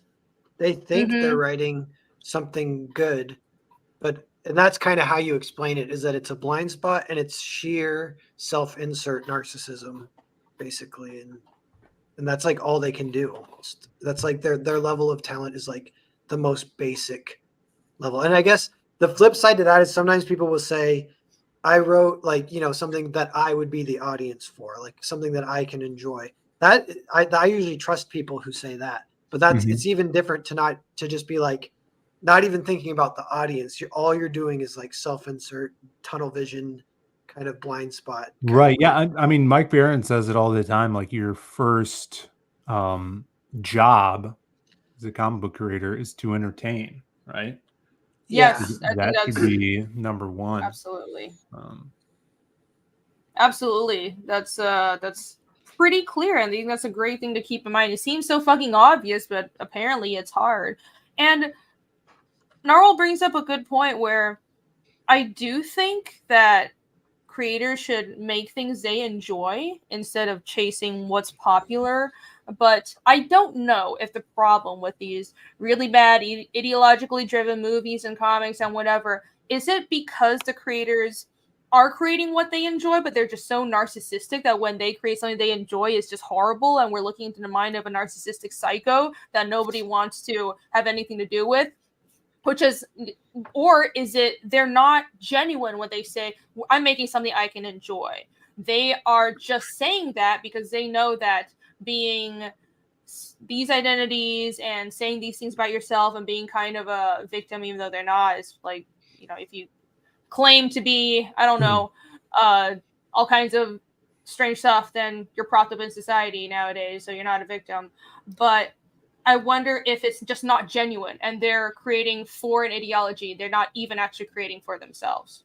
It's probably both. It's probably a mix of both, but then also both separately sometimes. You know what I mean? Like, I kind of I'm not picture sure. you can have picture someone them as like they're like Beavis and Butthead, and they only see the word ace, and once they see it, they go oh oh oh oh. You probably have people making it cynically who don't actually like it, but think I have to, or there's an audience for this, but it's the phantom audience. And then you probably have people who really do just want to do like have drank the Kool-Aid and do just make the self-insert narcissistic stuff. It's probably all over the place, like between both of the things you said, instead of it being either one or the other, like globally. It's probably both, yeah. This page is the first thing I thought when I saw this page was, besides from this is very narcissistic and self-indulgent, was where's the challenge? Because the basics of storytelling, a creator's first job, like Mike Barron always says, is to entertain. So that's the first thing. And I don't particularly find this entertaining. I find it seems like the creator patting themselves on the back about their sexuality, which, by the way, I don't really care about. If you want to, whatever sexuality you are, cool. But it just seems weird that they made a comic patting themselves on the back about their sexuality, and it's probably for their friends and to just be proud of themselves. But where is the story? How is this entertaining, right? This is somebody that is just expressing they're so proud and they're going to make themselves. Gwenpool is saying she's discovered that she's aromantic, so she's going to make herself an icon. So first of all, that's narcissistic as fuck. How is that superhero behavior? I'm going to make myself an icon. It's just strange. I don't think even gray morality heroes or anti-heroes kind of have that approach. That just seems very, very non-admirable and very full of yourself and childish, right? It's like almost a really non-human thing. You would imagine the more human reaction would be they want to go out and do good, and then they become an icon, but then they struggle with the pressure of becoming an icon instead of I'm going to become an icon. Like, it's almost inverted for how like a human would probably actually deal with the situation. Like a story could be that a character does this and then realizes, oh shit, it wasn't what I thought it was, and they have like a huge fall and like a realization. But that's obviously I know, yeah, exactly. But there's a struggle. Again, what you just said was you just came up with a struggle, which is the base of a story. It doesn't matter what it is. The basic structure of a story is a character has a challenge or there's a twist. The challenge might be really tiny. It doesn't have to be fighting a dragon, but they're going through a journey and they're going through a change. That's the basics of a story. Otherwise it's just shit happening and no character development. And I see not even the groundwork for that here. And maybe this is just one page, but having read other recent Gwenpool comics until I quit because I couldn't stand it anymore, I don't think this is somewhat of a development arc where she realizes I was too full of myself and she got taught a lesson that, well, she should change and be more humble and not call herself an icon because that's something you have to work for and learn because merit matters. But no, we can't talk about that now. I'm sure that's not actually what happened in this comic. So this just honestly blew my mind for a bit. I don't know why this broke me so bad. I never sort of had that reaction. It was just like weird. But watch, they're gonna say, "Oh my God, you're hating on aromantic people." It's like, okay, so you don't want to fuck anything. I don't care. Go ahead. I don't understand why that's something you have to go be proud of it. I want a story. I just want my comics to have a good story. And you know what? Even though Gwenpool isn't my favorite character ever, I still worked on her. I still would like her to develop into an actual good character, but too bad that that's just not possible, and they're never going to do that. And because she's a token character at Marvel at this point, and they're not going to get actual talented writers and artists on her and make her a real fucking person instead of a psychopath who's full of herself. Okay, I'm done. No built-up resentment at all. It's just apparently I haven't talked about this a lot, right? It just all came out today. Well, you sent me that page, and I'm just like, because you worked on Gwenpool, Rini, right? At Marvel. Yeah, but I wasn't like it was just a job. I wasn't like emotionally attached to it, but still, she's your baby. Yeah, she's like, I don't know why I'm so attached to this. Has been. Well, she had when we were at Tampa, she had some people bring up some Gwenpool comics for her to sign, which was that's also the thing. Cool. That's also the thing. This is So even though it's my personal preference inside, if you work on something, even if it's not your genre, it's this weird thing that when you know other people are fans, and there were people like little kids who really did like the original Gwenpool run, like from years ago, like 2016 and 17, that were not bad. That were not bad. It wasn't the most mind-blowing thing ever, but there was an actual character arc. It was interesting with like Dr. Doom and everything. And there were little kids who liked that. So even though it's not my thing, I was glad to have those fans. And I feel bad for them that they're not even getting that quality of story anymore. I think the fans should be able to get what they get. You know, if you support a franchise, it shouldn't go down the drain. That sucks. I've seen it happen. I know what it's like. So it just makes me sad. Mhm. Yeah, it's really hard to not get attached, even if you worked on something, even if it's like not your genre. Mhm. That's a good point. I don't know about that, not anymore. But there you go. I had to get that off my chest. I actually like Silk more. Silk's got a cool design. I like her design. Yeah, Silk has a cool design, and I think she's underutilized. I haven't seen her. Thankfully, they haven't absolutely butchered her and made her all weird and narcissistic, which would be strange. She's not like this peppy kind of personality like Gwenpool, so I think it would be harder. Even though watch them, they probably will manage to do it. But I liked that she was more sort of this wounded, introspective, struggling character. And I liked her. I think she had potential, but nobody really wrote her well. I think she could have been something more. She'll probably be one of the many female characters in that Madam Web series or movie they're doing. Yeah. Mhm. Briefly. They're not going to do this. It's going We'll to see. suck. Like, Silk wasn't bad, but she has so much potential. I'd write her, but they never let me. Not now. Anyways. Woo-sa! Even Rini's distracting herself from a presentation this week. I think I it's going am. well though. Yeah, it's great. No, it's going Yeah, well. and this is all sort of applies for sure. You gotta just go with the flow, and it ties into mass appeal, and because that's exactly what we're talking about. We were talking about aiming for mass appeal or aiming for like too broad of an audience versus, and also propagandizing instead of telling a story. It's hard you have to talk about all of this together. This is one big subject. You can't just talk about one aspect of it because it's all storytelling and focusing your story and finding and speaking to your audience in the correct way. So moving on. Now, finally, how to find your audience. And these are the few points that I thought of. I have 3, so let me run through those real quick. First, know your message. Know what you're trying to say with your creation first. Then imagine who would be receptive to your message and style. It's like you're telling a story around a campfire. Who do you imagine is sitting there listening? Create and sell and market and do everything for that person that you imagine telling your story to in front of a campfire. I like to think of it that way. Mm-hmm. Find your diehard fans.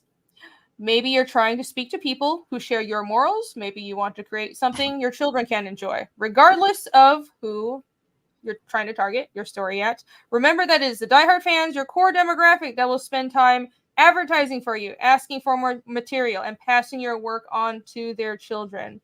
Now find where those fans might congregate. Are you writing for fantasy fans? Advertise on a fantasy forum. Are you writing for purple aliens with 3 heads? Find out where purple aliens meet and talk about comics. Very basic. I think that's one of the things that it seems super obvious, but maybe I'm just fucking stupid, which I am sometimes. That wasn't always obvious to me, because even though I had fantasy comics, it's sort of every work covers multiple genres. It's, for example, I think I realized here's something I figured out. So I like a lot of historical stuff, right? And I'm creating something that's fantasy, but it draws from a lot of ancient history, ancient European history. Fiendish does, but at the same time, I'm really into history. So I thought that if I advertise my comic, not like paid advertising. What I mean is I talk to people who are also interested in history, and I'm like, hey, you want to check out my comic? Like, you want to just like pass a link around for a website? Like, they weren't really interested, and I think it's because the core of what history fans are looking for is not what fantasy fans are looking for. There's a little crossover, but it's actually not much, because history fans are interested in like this. You have to get the exact date right, and that exact weapon has to be exactly right. And I'm over here drawing that stuff, kind of just making half of it up, and it pisses them off actually. So they don't like what I'm doing. So what I have to look for, Tolkien fans and people that like Berserk and stuff like that. There's a funny tangent related to that you actually go on often on your draw streams and ends up being like part of your channel. You'd think if it's history but fantasy, that's kind of almost what conspiracy stuff is. Do you know what I mean? And like, how often do you talk about conspiracy? It's like old history. Do you know what I mean? Yeah. So like, it does kind of link it. Like, I like to, yeah, but I like to explore. That's one thing I was thinking too of like, what even am I the hardcore fan of? And it's like, name your favorite stuff. So like maybe like Mad Max The Road Warrior would be like one of my favorite movies. The thing is, that movie you'd be like, yeah, it's perfect. Other people can kind of agree it's perfect, but for other people it might not be their favorite movie. But for me, it's like my top 3 or whatever. So it's one of my favorites. So then I'm the super fan for that. So you can make stuff that it's because like people will agree, or like Pulp Fiction, even like people will agree it's good, but to a certain group of people it will be their favorite. And that's kind of the hardcore fan. But what you're a hardcore fan of is basically what you'll always show up for. So it would, like you would probably always show up for a Tarantino film. Do you know what I mean? Yeah. So like you would be a hardcore fan of like Tarantino. Like I would watch, even though it's probably not going to be good, I'd probably watch any episode of Futurama they'd bring out. I'd still watch it. I'd watch every Red Dwarf thing they bring out no matter what, even if the last 3 things weren't that good. Like I would be a hardcore fan of those because I'm always going to show up. Yeah. Unless it I still want to check out Red Dwarf a little bit. Yeah. Season 4. Oh, Start in season 4, then you'll have like some innate interactivity of not really knowing what's going on. Yeah. Henry Bemis is right. Yeah. For all my criticism of George R. R. Martin, there's so many references to history, Song of Ice and Fire. George does actually know his history. Some of the battles, the way the houses, the Targaryens and Lannisters and Starks, mostly the Starks, and well, it depends. You have like the Targaryen Civil War, but so many civil wars and stuff, that's all drawn from family infighting in European history. The Wall is a fantasy version of Hadrian's Wall. That's right. A lot of fantasy is derived from history. It's kind of by necessity because we create what we know. You can't create it in a vacuum. Good creators can make it feel like a new world. Where are the roses? That's right. Yep. Moving on. Third point, have a good pitch. And this definitely also ties in to finding your audience. I'm not even drunk and I can't talk clearly today, but let's just roll with it. I can do this. I'm like talking like I barely know English. Make the sell, polish your presentation.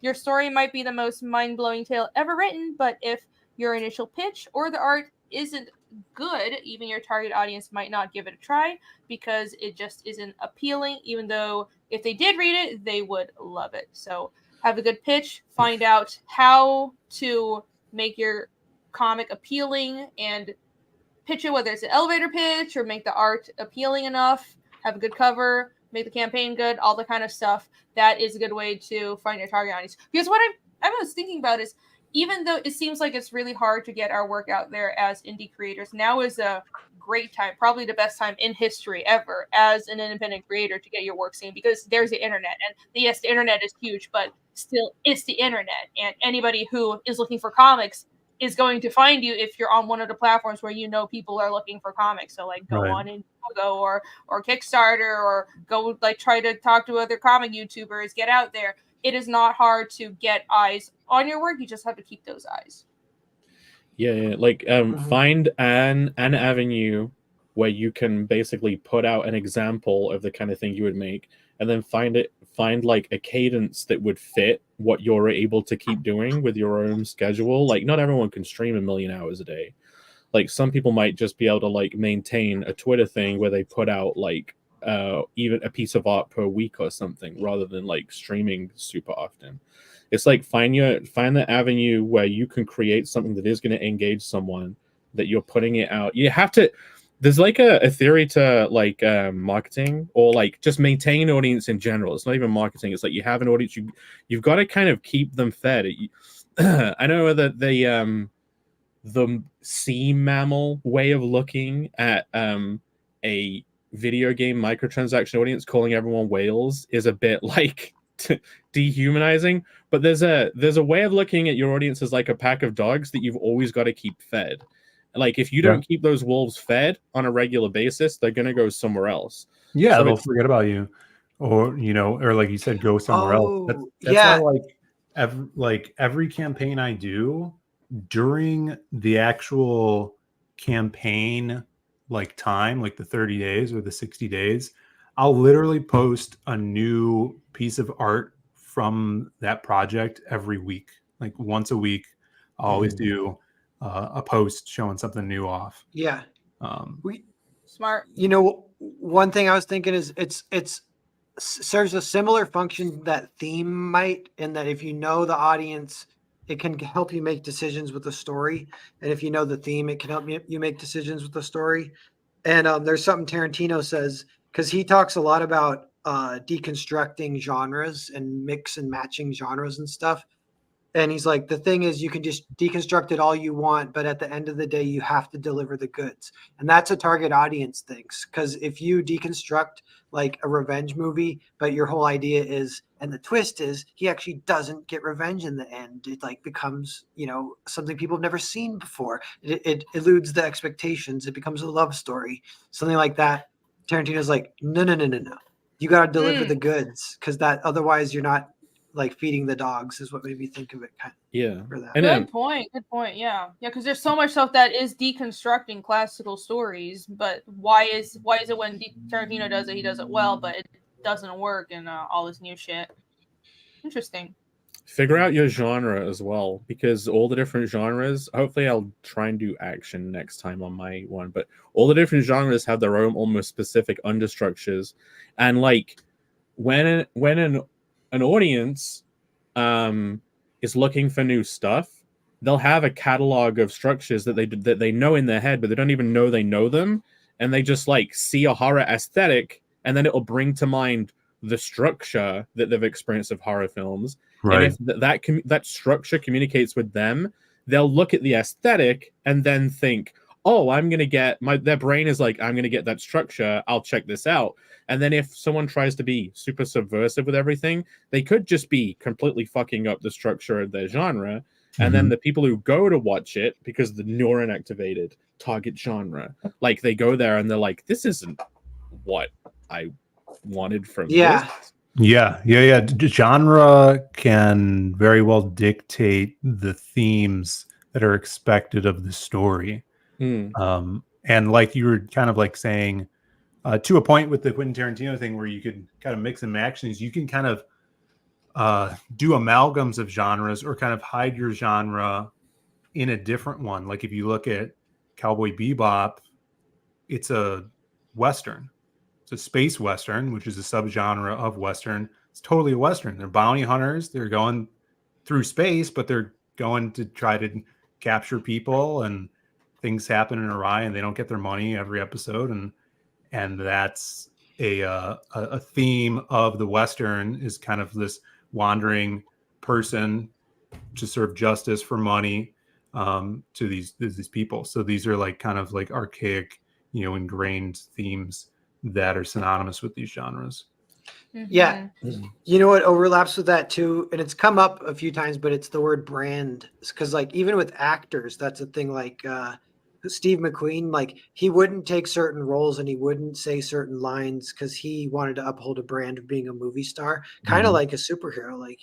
Like Superman, you wouldn't have Superman do things that are out of character because he kind of has a brand, and the audience is expecting that, and you can betray them by fucking with that too much. Mm. Sure. That's true. Yeah, especially if you're an actor, you're like your person is front of the camera. I bet that's even more nuanced than us. We're like selling the books, not us as Yeah. people.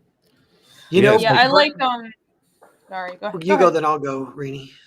Oh, I was gonna tag off of what you said about Tarantino. You guys have kind of covered it, but I think to sum it up, maybe it sounds like if you subvert something, at least deliver on the basics or put a twist to the genre instead of completely just giving the audience a fuck you at the end or giving the audience fuck yous all the way throughout, because you're essentially telling them their support and their time was worth nothing to you.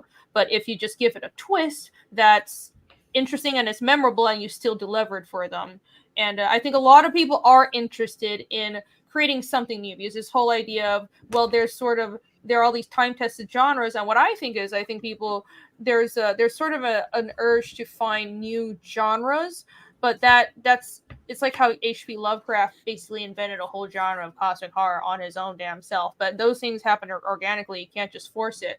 But it is good to innovate, and it's entertaining to switch things up and try to deconstruct what has been done a million times before, but you can't disrespect the audience. Is the summation. You can Yeah. get a lot. Go on. All right, just real quick. Brandon Sanderson is another like prolific writer with a huge fan base. And one of the things he says is when you start a story, one of the first kind of downloads that goes to the audience is what he calls the promise. And it's not even like setups and payoff, but it's just the whole vibe. Like they know a little bit what they're in store for by pretty early in the story. And that's like a big part of the branding, like in the genre you're working in. If it's a mystery, if it's a Sherlock Holmes story, you kind of know from the first scene often like the general ride you're going to go for. And that's what you're excited for, actually. You're like, oh, this is going to be sweet. This is going to be an awesome Sherlock Holmes mystery. Let's do this. Yeah, then, Rise Above says that in the chat. It says fulfill a promise made to your audience. Yeah, yes, totally. Yes, Yeah. that's So really then- interesting. Yeah. I'm thinking and you make your opening like a little bubble version of what the rest of the story is going to be, essentially. Yeah, I was just gonna say a lot of stories, and especially manga. I remember they have like the attention-grabbing opening that sets the tone. Yeah, their first chapters are always like this is essentially what this entire story is. Like Chainsaw Man, I think part of its success is just because of how great its first chapter is. Yeah. Yeah, I was just talking to Brian Kriskow because he's doing some editing for me, like story editing. And the way he put it to me was you want to open, I guess, your story, your world, by setting up a contract with your reader. Like, this is what you could expect from this series. And I thought that was a great way to look at it. That's cool. Oh, speaking of contracts with readers, yeah, that works. There's I think latching on in just one way is honestly enough.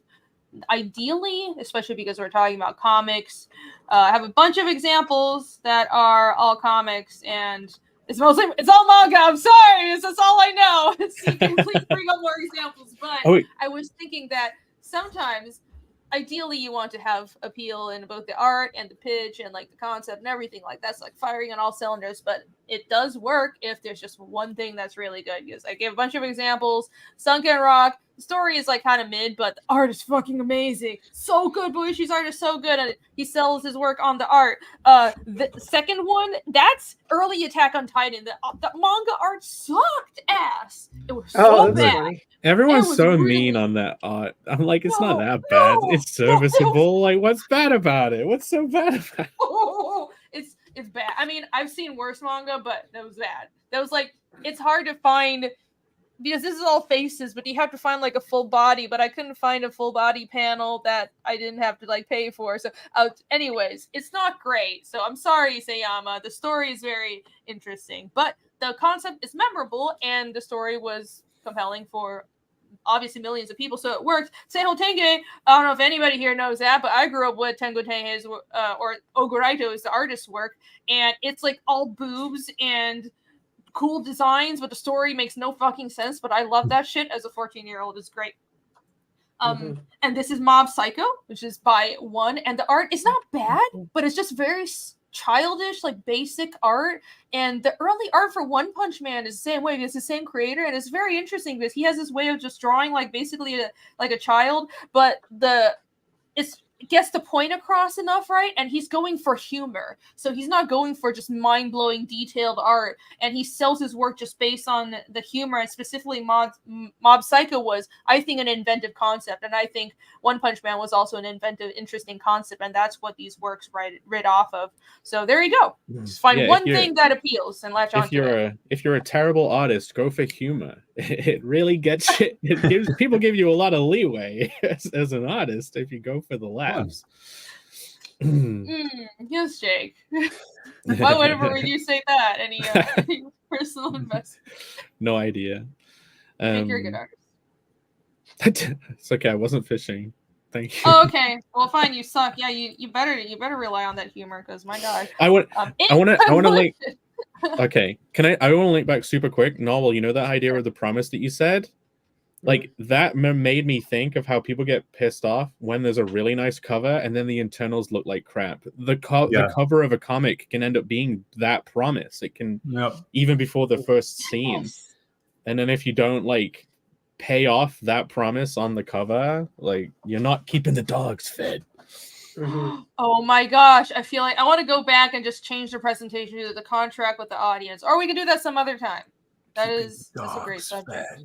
But yeah, that's the core of keeping your audience and appealing to your readers and not pissing them off. That's perfect. Yeah. So in conclusion, wrapping everything up, knowing who your target audience or your desired diehard fans are will help you focus your storytelling and your presentation. Think about who might find the themes, morals, and aesthetics of your story compelling, then advertise your work to where those audiences can see, and always keep them in mind, which ties back neatly to never betray your audience. And there you go.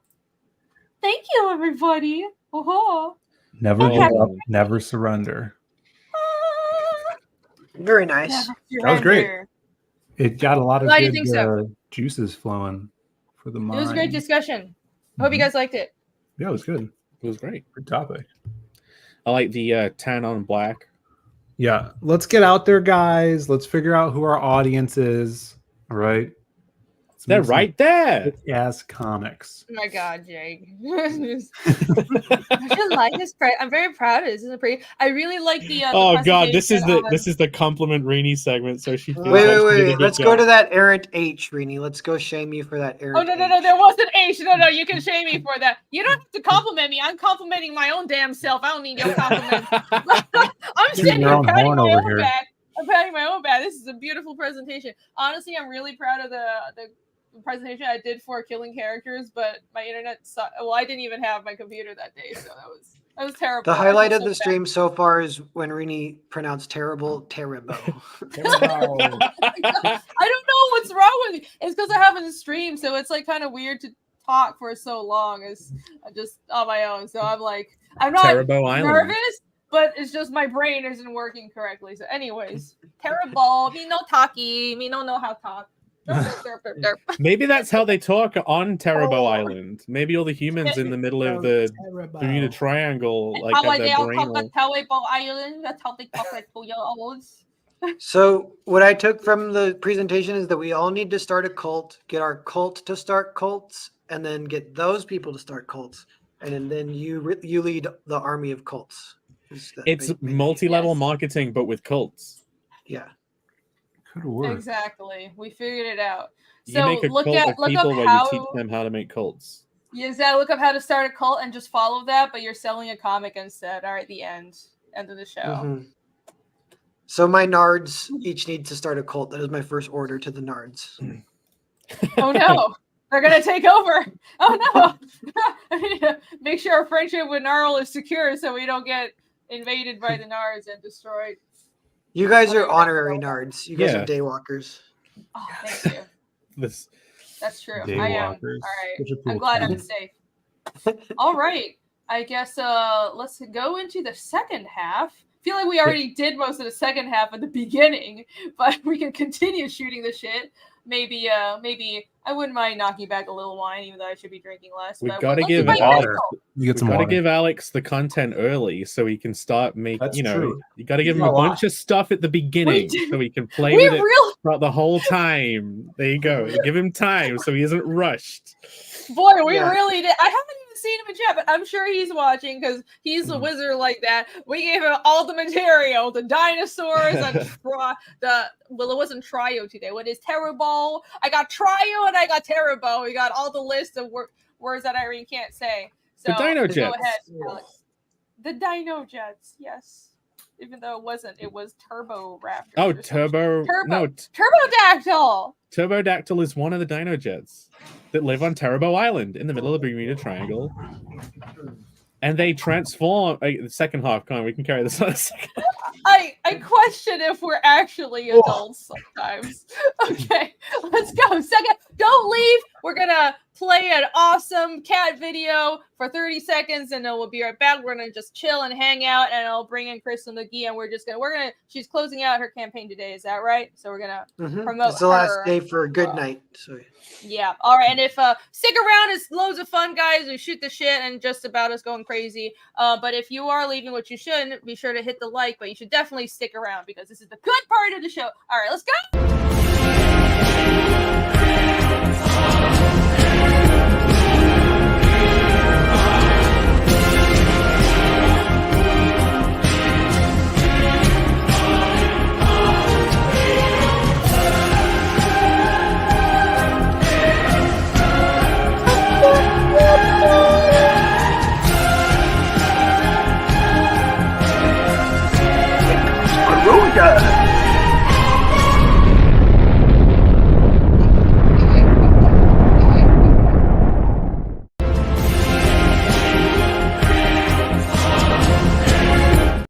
No, Oh please. no, I had the loop on. No, I please. forgot I had the loop on. Hold on, guys. Look, I got this like skull. Isn't that cool? What's it? Isn't Nice. that awesome? What is this? what is that, a candle? No, Who did- it's a. Who did you have to kill to get that? It's actually like a tissue holder. Not tissue, like Oh, face napkin, like a napkin holder. It's got look. face napkin. Isn't that awesome? That is Nice. cool. Yeah. Where'd Yeah, you it's pick awesome. that up? Face napkin. Amazon. Nice. Like a basic bitch, but it looked cool, so I got it. What do you do with face napkins? You clean your skull with them, Phil, which is why it's a skull-shaped face napkin holder to clean your own skull. Is it like I you got a blow runny- your nose? Yeah, I get a runny nose a lot. Yeah, just No tissue. problem. Us men have a very different use for those. Rini, just tear off little That's tufts tissue. and stuff them up your nostrils. That's what I do. Yeah, I should do that. No, so the term for You drool a tissue lot in and bed? napkins, tissues and napkins and paper towels are all the same thing in Chinese. So I don't know the difference sometimes. So whatever, fuck ever. Tissue, huh? Yeah, it's for. The This is how you nose- remember it. If you have an issue, grab a tissue. Womp. Wait, I got that. Hold on. I didn't mean no talkie talk. Okay, let me send Crystal the link. Oh my god. Do What you guys the fuck? recognize the character on this tape? What is it? Punisher. Yes, Green Punisher. Isn't it a skull? Isn't it a skull? No, paint. I finally have Oh, a very Cyberpunk. yeah. It I looked finally like it looked like the new like painty, drippy skull. yeah. Oh yeah, because his Mandalorian like little symbol. torso is the skull. Yeah, I finally have my fucking all of my first campaign action figures from the Cyberpunk thing. They finally Nice, came and I bro. saved opening them. Why is there books in here? Was there books on that campaign? Holy Nice, shit. bro. Yeah, there's some. I think those are free. Them. I want to be wearing these, but I can't see anything in them. Get those. Yeah, I think those were. And what else? Oh, Whoa, hey guys. okay. I think my Wreck Planet stuff must have been delivered alongside the action Lee. figures. Jaylee's cool. Oh, So like I finally nice. got Wreck Planet. Hooray! Along with my action figures. I'm glad they managed to package them all together so they didn't have to spend too much on shipping. I got my rubber key ring, my trading cards, stickers, Right, come on, I want to see the action figures. You know what? Maybe this isn't. Oh no, this isn't my action figures at all. This literally is just my Wreck Planet stuff that I finally got in there merry you old go. England. There you go. Merry old England. Did I get my right planet? I didn't, because I have that figure already, but Hmm. I think I didn't back that much stuff. I just backed the books. I did get a package from Ethan the other day, and I forgot which book it was because I haven't read it yet. I'm too busy. You never know. That looked really good. Yeah, I gotta read. Well, I read Wreck Planet. I haven't read the like supplemental free stuff. Look at this huge motherfucker. But yeah, I finally that's got awesome. it. In Beast. international, merry old England, they finally came. Cool. Yes. Beautiful. I don't want to open any of them, though. That's why I keep them in the box forever. It will stay trapped behind plastic for all time. That's awesome. Yes, everybody who backed gets this PVC Cyber Frog. Mm-hmm. Even at the $25 level. Yeah, I'm pretty sure. Yeah. Nice. That's badass. Yeah, everyone who got the book got one of these. Wait, are Yeah. you serious? Oh my god, that must be so expensive. Yeah. Holy shit. One of these. Well, free suspense. Well, Nice. I guess I Yeah. didn't get my package yet then. Yeah, the new ones he's doing a little race car to Mhm. like a Hot Wheels. Oh yeah, Yeah. I saw that. Yeah. Looks very That's funny. cool. Yeah. Speaking of Hot Wheels. Those are Is funny. my mic picking up some background noise right now? No. Not No, really. I don't hear anything. Just a little clanking. Just but a it's little not- washing up, but it's fine. Okay, no big deal. What about my crunching on my carrots? Nope. Oh, that's fine. It's not too horrible. What was I gonna do? Oh, I'm Anyone gonna else draw got my any- behelit. Look, someone sent me a behelit. It's actually forever ago, but well, let me Yeah, take you it know. off. I thought you showed it. You know exactly who got you that. You? Someone. It was your birthday present. Thank you. Yeah, it was forever ago. I never showed it off, but thank you very much. You also got me I a thought book you did. on themes that I have to read. But Oh, it's your yeah. bayonet. Yo, Yeah, it's the behelit. I love it. It's so awesome. I actually don't have any. I never have one. Is it good I don't- quality or because it looked like a bit? I No, it looked like there was a it's fine. couple on Amazon and like I was Is it like, which is candy? the No, yeah no, you're it's stuck on it. behelit. It's from Berserk. yeah, I thought It doesn't you show- already showed it off because I didn't know what the hell it was, and then you told me. I don't remember, but I had You're- this other thing on my mic a few weeks ago, and everybody thought it was a butt plug, and I was like, maybe it's not. have that. It was? So I was like, no, it wasn't. It was a gourd. It was a Chinese charm thing. Gourd. Anyways, Who are you It's- going to it's- sacrifice, Reedy? I'm thinking of it, but don't worry, you guys are safe mostly. Yes. You guys are my friends, but Mhm. my lifelong enemies will have their comeuppance. But oh no, the way the behelit works is you have to sacrifice someone that matters a lot to you. Isn't Yep. that fucked up? That's such a fucked up idea. Holy shit, Mira's a fucking genius. Was oh now I'm sad. Yeah, that's a they, great- Sacrifice It's- Vaughn. they just ripped that off. But He then, doesn't okay, mean enough to me. yeah, if you sacrifice one, it means he means something to you. So it's like whoever it's like whoever you sacrifice, you're saying like it was all about you all along, and I had to kill you to get what It I helps wanted. that I have barely any emotional connections to people. I mean, it sounds like I'm just a psychopath. I do. Or any emotions in general. Yeah. I have no emotions. I'm just kidding. Yeah, I you, keep a small friend circle. I think it's better that way. you posted a picture with Vaughn, or Vaughn posted a picture with you, Uh huh. and then I saw this. Yeah, I a don't know. friend doing. I don't know if you saw this. This was something that came out of that. This was a Jake, it's good drawing. quality, by the way. I might Good. I hope- touch I up the hoped it paint a was. little bit, but like this part on top and there's actually like gradient to the red, so it's not cheap looking. It's fine. I Thank you. do love Irene's kind of like this piece of art I bought from someone. I like it, but I think I'm gonna like repaint it. Like when you Yeah, got of course. I think it could be a I little do bit that all better. the fucking time. I do it all the time. You got Even my that soul- original sculpture from Jay Krager. She's like, I think I'm gonna repaint this whole thing. No, it wasn't painted. So if it wasn't, I wasn't sure if it was an original. if it was a casting, then I would have painted it, but it's an original, so I'm not gonna paint it. But yeah, I like painting sculptures and minis. It's a hobby of mine. Did you know, Crystal? Crystal, Crystal. Hey, Hey I wanna get guys, into how's paint- it it's a going? Crystal. How's it going? What's up? Hi. Hey, How are pretty you? good. Welcome to the block. Hey, awesome. Yay. I've got my coffee. Woo. Oh yeah, I should go get some coffee too. Oh, That's what I really Dude, need right get now. it. You guys, this may come across as quite a heel turn, but I now hate caffeine with a passion. No, why Oh, would damn. you say that? It's I One too Why many would gout you attack. say that? Yeah, caffeine is the worst. So like because I went to the dentist and he x-rayed my teeth and he's like, "Holy shit, you're British. We're British and I think this is bad."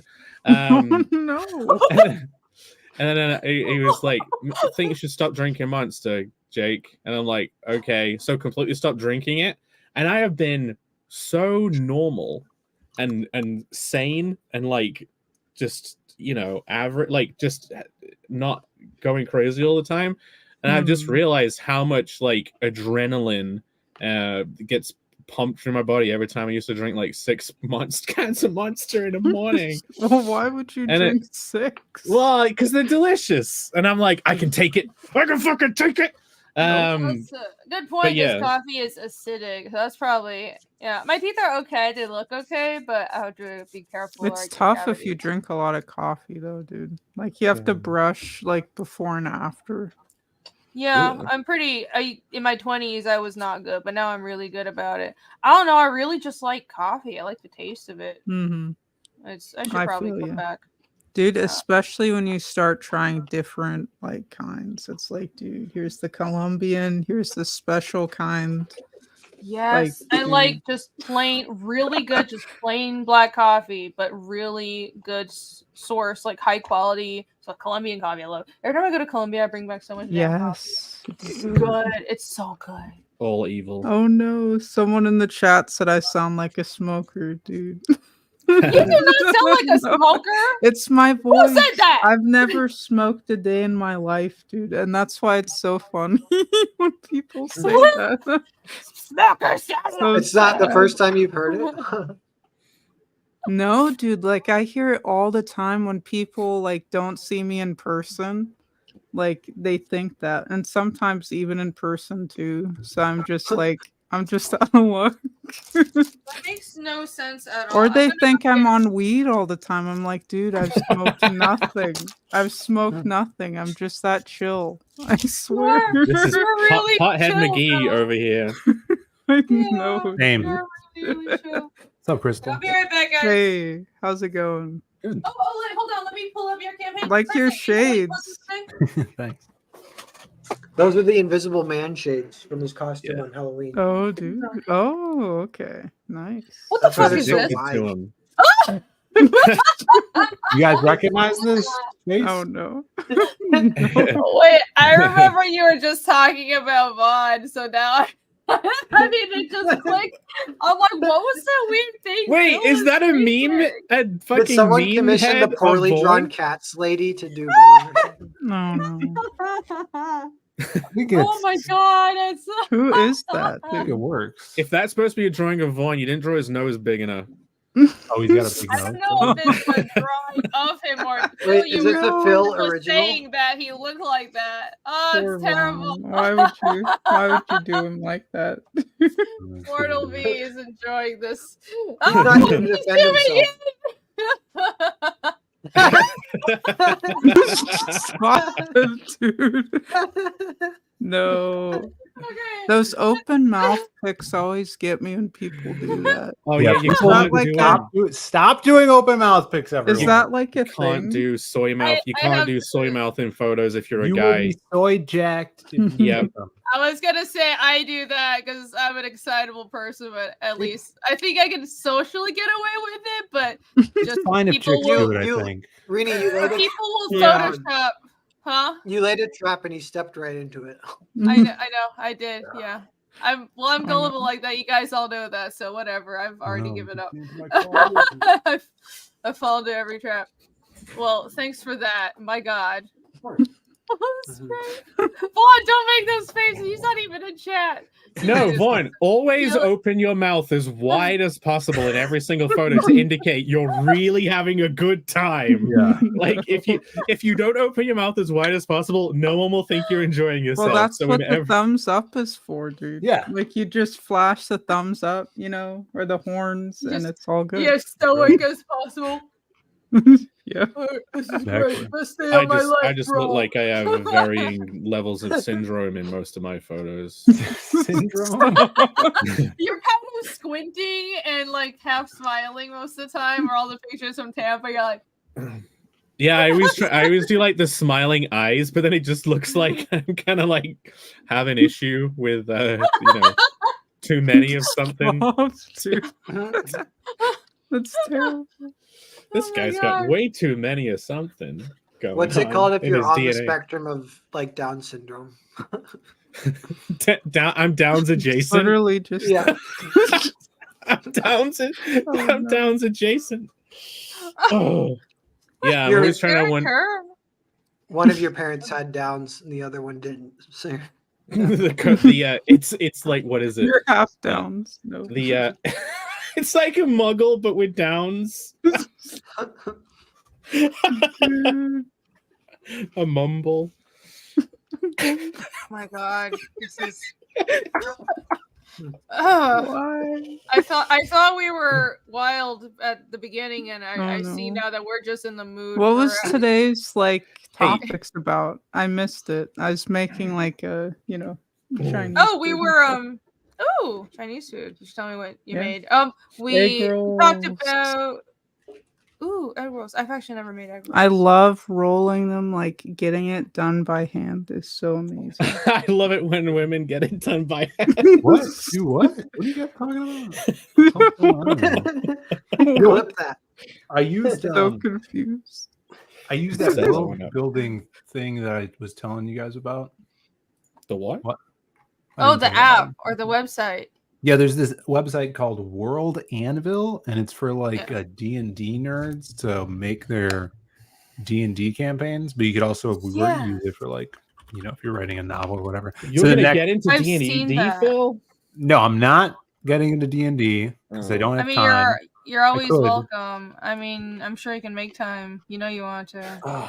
I've always wanted to play Uh. Cyberpunk, which is a tabletop game. But Dude, you should. We have Do to do it. it on the show once. A mini. Fake yeah, we still. I RPG. would totally do that. I think that would be fun. Yeah, maybe it'd 2 be weeks fun to of do like that. a really fast version. Yeah. Yeah, super Mhm. simplified and dense, which is like just think of something, roll a dice, Yeah. and like it depends. I'll be back. I The think the that'd be number fun. is. Anyways, I'm working on. I've mentioned a future series I'm doing is a Western, and it's kind of like I don't know, like I guess it's not the first, but it's more of a long form story, and I need to organize the timeline of the character because stuff happens before you meet the character and flashbacks and all this, So that website, World Anvil, actually has a timeline, like proprietary program. So I laid out a bunch of stuff for the character in that, and it kind of helped me think through things and plot points and scenes and stuff, and have it lay out. And then now I could add to it while it goes on, and then I can also shoot it over to my artist or anyone who wants to check it out to follow along with it. So it's kind of pretty cool. You could add in images, and if there's a point on your timeline that involves a character, you could create a separate character bio page where people could click on the character face and it'll go to that bio page and stuff. It's pretty cool. Sorry, I wasn't listening. Can you say that again? Yeah, no, No, you get to make. I did this thing, I've never played Shadowrun 40%. I've never played. The only role-playing game I've ever played was the DC Comics one. That's probably based on something, and I made this campaign and had the idea to invite my then girlfriend at the time to play with us, and she flipped out. And then she Earlier broke this up year. with you because you're making a. Oh, so you have like a bad memory associated with Yeah, it. I mean, I do. Yeah, it was like I was the DM, and then she didn't understand something, and then I was trying to explain it to her, and then She's like, you're making up the rules as you go just so you can win. that would have been a better situation. But no, and then I was You can playing with all my usually buddies. explain things to girlfriends without shouting, "You stupid bitch!" Like, just fucking get it right. Yeah, that was my issue. Usually helps. Oh my god, I shouldn't have left because you guys to talk about world building and all this stuff, and I was totally wanted to join in. Okay.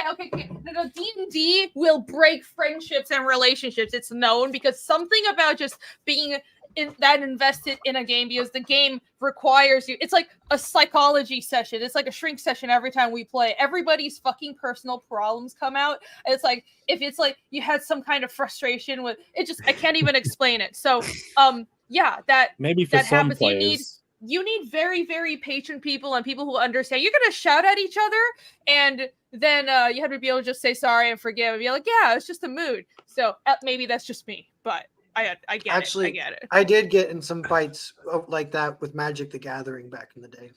Really? Because of like decisions whilst playing, like what the rules were or something? Yeah, Like, kind of like arguments, and it will change who wins via like the interpretation of the rules.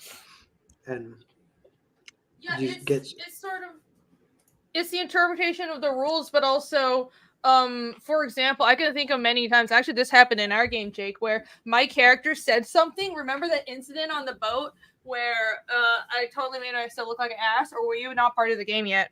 I don't think you were. on the big boat? Yes, Or the was big, that the big okay? Was that the day you were leaving the big boat and you were arguing about who was the captain? yeah, or so That might have been the day I joined, actually. maybe. But anyway, so what happened was, without getting too dorky and nerdy about it, was I said something as my character that was misinterpreted by both the other players and in game, and that my instinct was to be like, No, yell I at didn't the mean other it that way. players. Yeah, but then I realized, okay, this is the thing about, it's like improv. You have to roll with this. So my personal feelings are not the same as, well, this is how it's being interpreted in the game. So it takes a lot of learning, because I've done that in the past, and everyone has been there where something is misinterpreted, or you read the rules a different way, and it is really frustrating because it's a very complex game. And like I said, it's high investment because you spend a lot of time building characters. It's like a character in a comic that you're drawing, basically. You know everything about them, so you don't like them being fucked with. So yeah, this shit gets intense, yo. Yeah, the thing that I think is weird about it is just it's not even like how tense you can get. It's just like it puts you in a different area of your brain. So the first time I was playing, I was like, I've never thought like this before. Like you're not just writing a character and be like, oh, this character would do this. Like, you actually have to be them during it, and you have to make like split-second thoughts and actually talk in the character. Like, it's hard. You know what I would do if I got stuck and I had to make a quick decision? I'd be like, I'm of two minds. Yes. But you have to say that in character, though. That's the thing. You have to. It can't even be you. Like, you have to figure out how your character would navigate being. It's a lot of pressure because I did play D&D with Shay back in the day when she first started doing her D&D streams.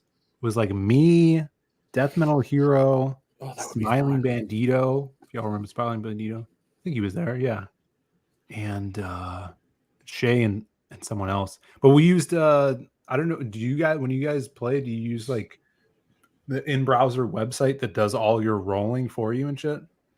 So right now we use Roll20, but before it was when we first started out, it was painful because the whole group that originated the game was overseas, and they were all in the same city. They're in Bogota, so they were like DMing gaming in person, and they were using Google Hangouts. This was years ago, back in the Google Hangouts days, Yeah. and the camera was pointed at the game board, and I was in Taiwan at the time, so I was on like opposite time zone, but I just didn't sleep anyway. Yeah. So they were like pointing the camera at the physical game board, and I was like, move my character here. And we did that for a whole fucking year and a half, I think. And Wow. then finally we were like, yeah, maybe Roll20 is a good idea. So that Yeah, eventually yeah. that happened, and I like it. I think it's great. I prefer playing in person. I understand it's just like there's so much more interaction, and it feels so much more real. But Roll20 is a pretty good program. A cool thing about Roll20 was I know last week when I said that my character died horrifically, or maybe it was the week before. So you get to move around. It was around. The last show, yeah. You get to move around. Yeah, we're a fortnightly show now. You get to move your little character around. But my character had a parrot on his shoulder, like Lucrece the Birdman, who had a parrot. Has Crystal not seen Lucrece? Could bring up Lucrece. I've seen it. Oh, you've seen him. So, he died. He died, but in his dying moments, kind of like God and Man, that finger touching painting, like he passed on his parrot to another player that he built a friendship with, of like, look after him. Aww. So then I quickly edited his avatar to remove him but keep the parrot, and then because the parrot was on the shoulder, I could move him in Roll20 to be on anyone's shoulder. Basically, he was like a cosmetic item that I was moving around the board. That was so That's fun. pretty great.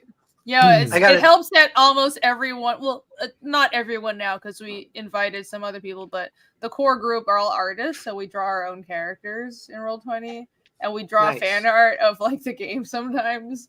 It's awesome, actually. I love it. Fun. I gotta tell you guys something real fast. He's a monster. He goes, I legit do like Phil Diaz, the Diaz Bros, Narwhal, and Rainier. Rainier, like he's misspelling Rainy on accident, I think, but Rainier is a mountain in Washington State, and there's a beer based on it. It's called Rainier, the beer or whatever. It's like a cheap, frothy ale, light, kind of like Bud Light, basically. I drank a ton of it back in my day. But there's a song about Rainier beer, and the chorus goes, I can't blame her. I was drinking Rainier.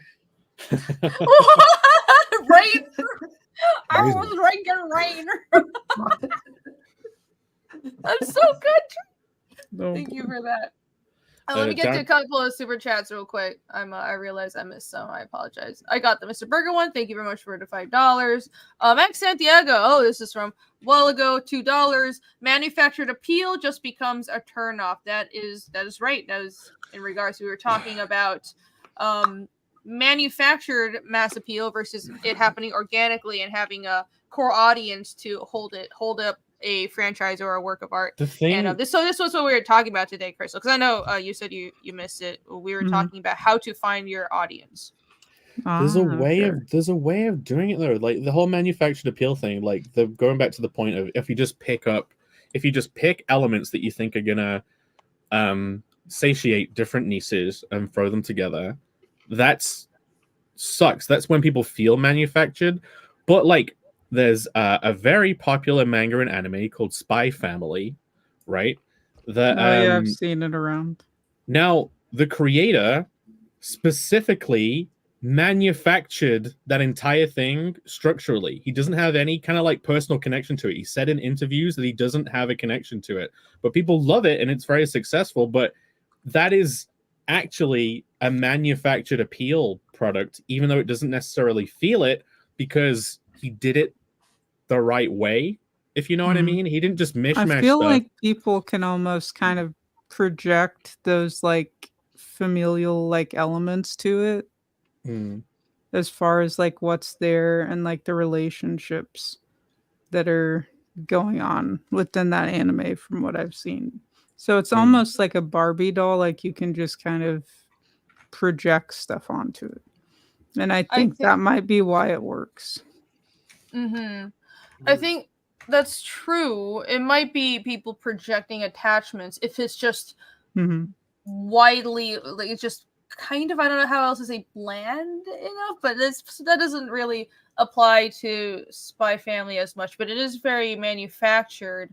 But what I was thinking was Avatar, the Blue People Avatar, is also very manufactured for mass appeal in certain ways. It's very pretty. The story isn't the most mind-blowing thing ever. This isn't Shakespeare, but it's appealing enough, and it's just something basic that most people can follow along with, and is really pretty, and with the And addition of the feel good, visuals. Yeah, it feel good. It makes tons of money, and stuff like a lot of popular franchises are like that. I think Sword Art Online is kind of like that, and a Demon Slayer was also the creator had said. I don't know if she said it or someone else said it, but she had a manga that failed before, and her editor was like, "Okay, just do something that is really basic shonen, and don't try anything crazy." And she did Demon Slayer, and Demon Slayer is not crazy; it's very formulaic shonen, but the design is just very consistent, and just it being very basic and well done made it insanely popular. So you can definitely manufacture appeal in a way that's not emotionally attached, I guess. I think so I think maybe the way I was wording the slide, or what I was thinking of, wasn't exactly this, because I did realize that yes, you can manufacture mass appeal in a way that works, but I do think that if you want to create something that is long lasting, maybe that's my personal bias, because I want to make something that isn't manufactured appeal. I want to make something that hopefully I want, what I write to be read 100 years from now. I don't know if that'll happen, probably not, but stuff like Shakespeare, Tolkien, those are my idols. I'll never live up to that, but I like that. But there is also merit to creating something that's just safe and basic. The problem, though, with something like Avatar or Demon Slayer versus what they're doing with the new Star Wars, is that the sort of ideologically driven new work like Star Wars, that's actually not mass appeal. It is targeted at a small ideological audience masquerading as mass appeal, and it's also not a genuine story. It's not, The Phantom it doesn't have any hardcore. Right, it doesn't have any genuine morals or genuine base, because even if it's manufactured appeal, it's just very basic. Everyone can relate to, I want to protect my sister, Demon Slayer. Oh, family, Avatar, Way of Water. That's very basic, right? It's not super deep, but everyone can relate to it. But you don't even have something like that in the new Star Wars, and that's the problem. It's empty. Mm-hmm.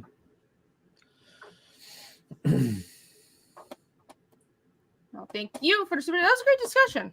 I wanted to clarify that. I felt like, that was something that I wasn't really sure how to think of that, but yeah, like those underlying appealing things are the things that Phil was talking about halfway through too. Yeah. The archetypes Indeed. and the genres. Yeah, I was on the way here to jump on the show. I was driving over, and I had a channel on. What's it called? Let me pull it up. But he was talking about what you said a long time ago, Narwhal, is like knowing what your character wants and what they need. But he put it of like what they want, or what they believe, right? Where and that sometimes could be the flaw and stuff. It was a really good video. Let us. Are you see building that. to something, or because that's kind of like why villains end up being, people connect with them so much, because they end up being some of the more motivated characters that exhibit their like view of things through what they do. Yeah, the channel's called Local Script Man, and he talks about like his whole thing is he really pushes forward the idea of building your stories around theme instead of character or plot. That's interesting. And starting your story Yeah. that way. And that guy hates me because someone in CG is part of his Patreon, and they wanted me and him to be friends, so they were sending him all my links, and he's like, he didn't like him, and he got Oh, yeah. Aww. That sucks. Well, he That's sounded dumb. smart. So I don't know what that means, but Maybe he'll become a If you nod find one it, day. you share it. Maybe he'll nodify eventually. Yeah, I'm sure he'll see the light. Mhm. I hope so too. Hope so too. We Uh, need to come together, guys. We're all in this together, Yeah. all right? Yeah, let's No all Speaking matter- of the audience, you know, one thing we are. didn't. If you're indie, we really need to be in this together. I don't like Yeah. any of this division. It's too much. We of that. didn't really cover like Mhm. the idea of building an audience, like definitely targeting and that how that affects the art and how you approach it. That's really good. But another kind of totally separate thing, but is like, how do you hypothetically go from like selling 1,000 books to selling 100,000? And Ooh, I yeah. think there's only one way to do it, and it's we need to date Taylor Swift and have her do it for us. Oh, that's how we do it. Who's gonna Wait, what? who's gonna take the bullet? Who's gonna date Taylor Swift? Yeah, I- who's I- taking if- first shift? He's If already dating taken Taylor right Swift now. will get fiendish 100,000 backers, I will do it. I don't care if she's a crazy bitch and she'll write songs about me forever. Let's go. Who Okay, who Reenie's wants to get taking first thrifty? shift. He's not bad looking. I mean, I don't think who's selling 100,000 of anything. I mean, like guys, The people mangers, that the are- mangers are doing it. Yeah, Those dang mangers. Yeah, the you boss, need a they're so cheap. You get so like, much story. distribution An empire. publishing house. You know, Can you not like pretend you're a distribution? Can you not like make up a name? Say like I am a Books Distribution Corp, and then Yeah. like call up a bunch of different companies and like shops and stuff, and be like, "Hello, I'm with Books Distribution Corp, and we have a new product that we're kind of calling people, wondering if you'd like to distribute it." Like completely fake it till you make it style. You're the one making the fucking book, but you're like, we kind of want to get it out there. We have it like a deal currently. Like you pretend it's on sale for them and everything. Like and then may build Sales, your own that's what we distribution need. empire. Yeah. That's giving me Sales. Shark Tank Remember. vibes, dude. Yeah, nice. Diaz Distribution. Hey, I'm Phil from Diaz Distribution Limited. We're a bookseller. We've got a new product. We're kind of like trying to put it out there. bookseller. the Huh? Wait, sorry, real quick. Mortal says, looks like we're out of time on Good Night. We should check, Reenie, when you get the chance if you're around. I don't know if it think closed. that What? I'm sorry. the My time zone. glass. I think it's closed on Fund My Comic now because the time zone that I'm in Well currently. done, What? Aaron. But you Oh, can really? still get it on the website and pre-order it there. Okay, I'll cool. pull it up Yeah. now. I'm sorry. That's I was the gonna. only place that you'll be able to get it now, and even that will be closing fairly soon. And it will just Okay. switch to like purchase only because we're getting in the final numbers. For the Apologies, my wine for the glass broke in printers. half. That's why You I was should've- distracted. You should have just shouted at a Crystal. You should have been like, Why "It's would I 10 minutes." shout? That's weird. No, Dude. it's fine. You can just yell at me. Shout. I can take the abuse. It's It's good. all- It's all good. Where- It was 30 minutes ago. There was never a chance. It was dead before it even began. Oh, cool. There you go. No. Yeah, it's late here. Guilt averted. What time zone are you? I thought it was Indiegogo, but your Indiegogo already closed a while Yeah, the ago. Indiegogo closed quite a bit ago. But yeah, the Fund My Comic closed today or tonight. Okay. Mhm. All right. Well, let me pull it up before we lose that as well. I can't find the link. God fucking damn it. Shit, Don't fuck, worry. crap. Why the fuck? I'm gonna put Shit, the link damn. in the little Private chat. the private chat. Everyone should just buy a URL and redirect it to whatever their campaign is. Then they can just say, it's Whee! There you go. stupidbook.com. I'm gonna do that. I like this layout more. Yeah, I found it. I literally have a website called shitmerch.com. Dude, that's hilarious. I'm like, is shitmerch.com available? And I'm like, it is. I'm buying it. And you can actually, there is a love it. website that goes to, but I haven't told anyone. And it like actually does have the Tampa pins for sale, but no one knows about the website. I was just messing around. Really? Mm. It's still available. Close Is 30. Oh, it said close. I thought it said close in 35 minutes. God damn it. But You're it still good. says you can choose a word. Can you? I don't know. Everybody go there and see if This you is can my still first choose a time word. using Fund My Comics. I have no. Yeah, maybe it's in No like idea. an in-demand thing with store mode. Is it? Yeah, I was confused about the time as well, but I think at first the time was locked on Pacific time, but then they changed it so you can actually have it set to EST, which is good. But Interesting. yeah, it's different than Indiegogo. I'm trying to figure it out as well. Yeah, Because in no my worries. mind, I'm like, oh, we have until 3 a.m. Aw, No worries, dude. it's a shame. Well, you'll be able. People will still be able to get this on the website. Yeah. Is that right? Yep, the website. And like going forward, we'll just be doing campaigns from like the website as well. So go check Okay. it out, mysticalcomics.com. Because a lot of the artwork, like my artist is already on like book 8 with the artwork.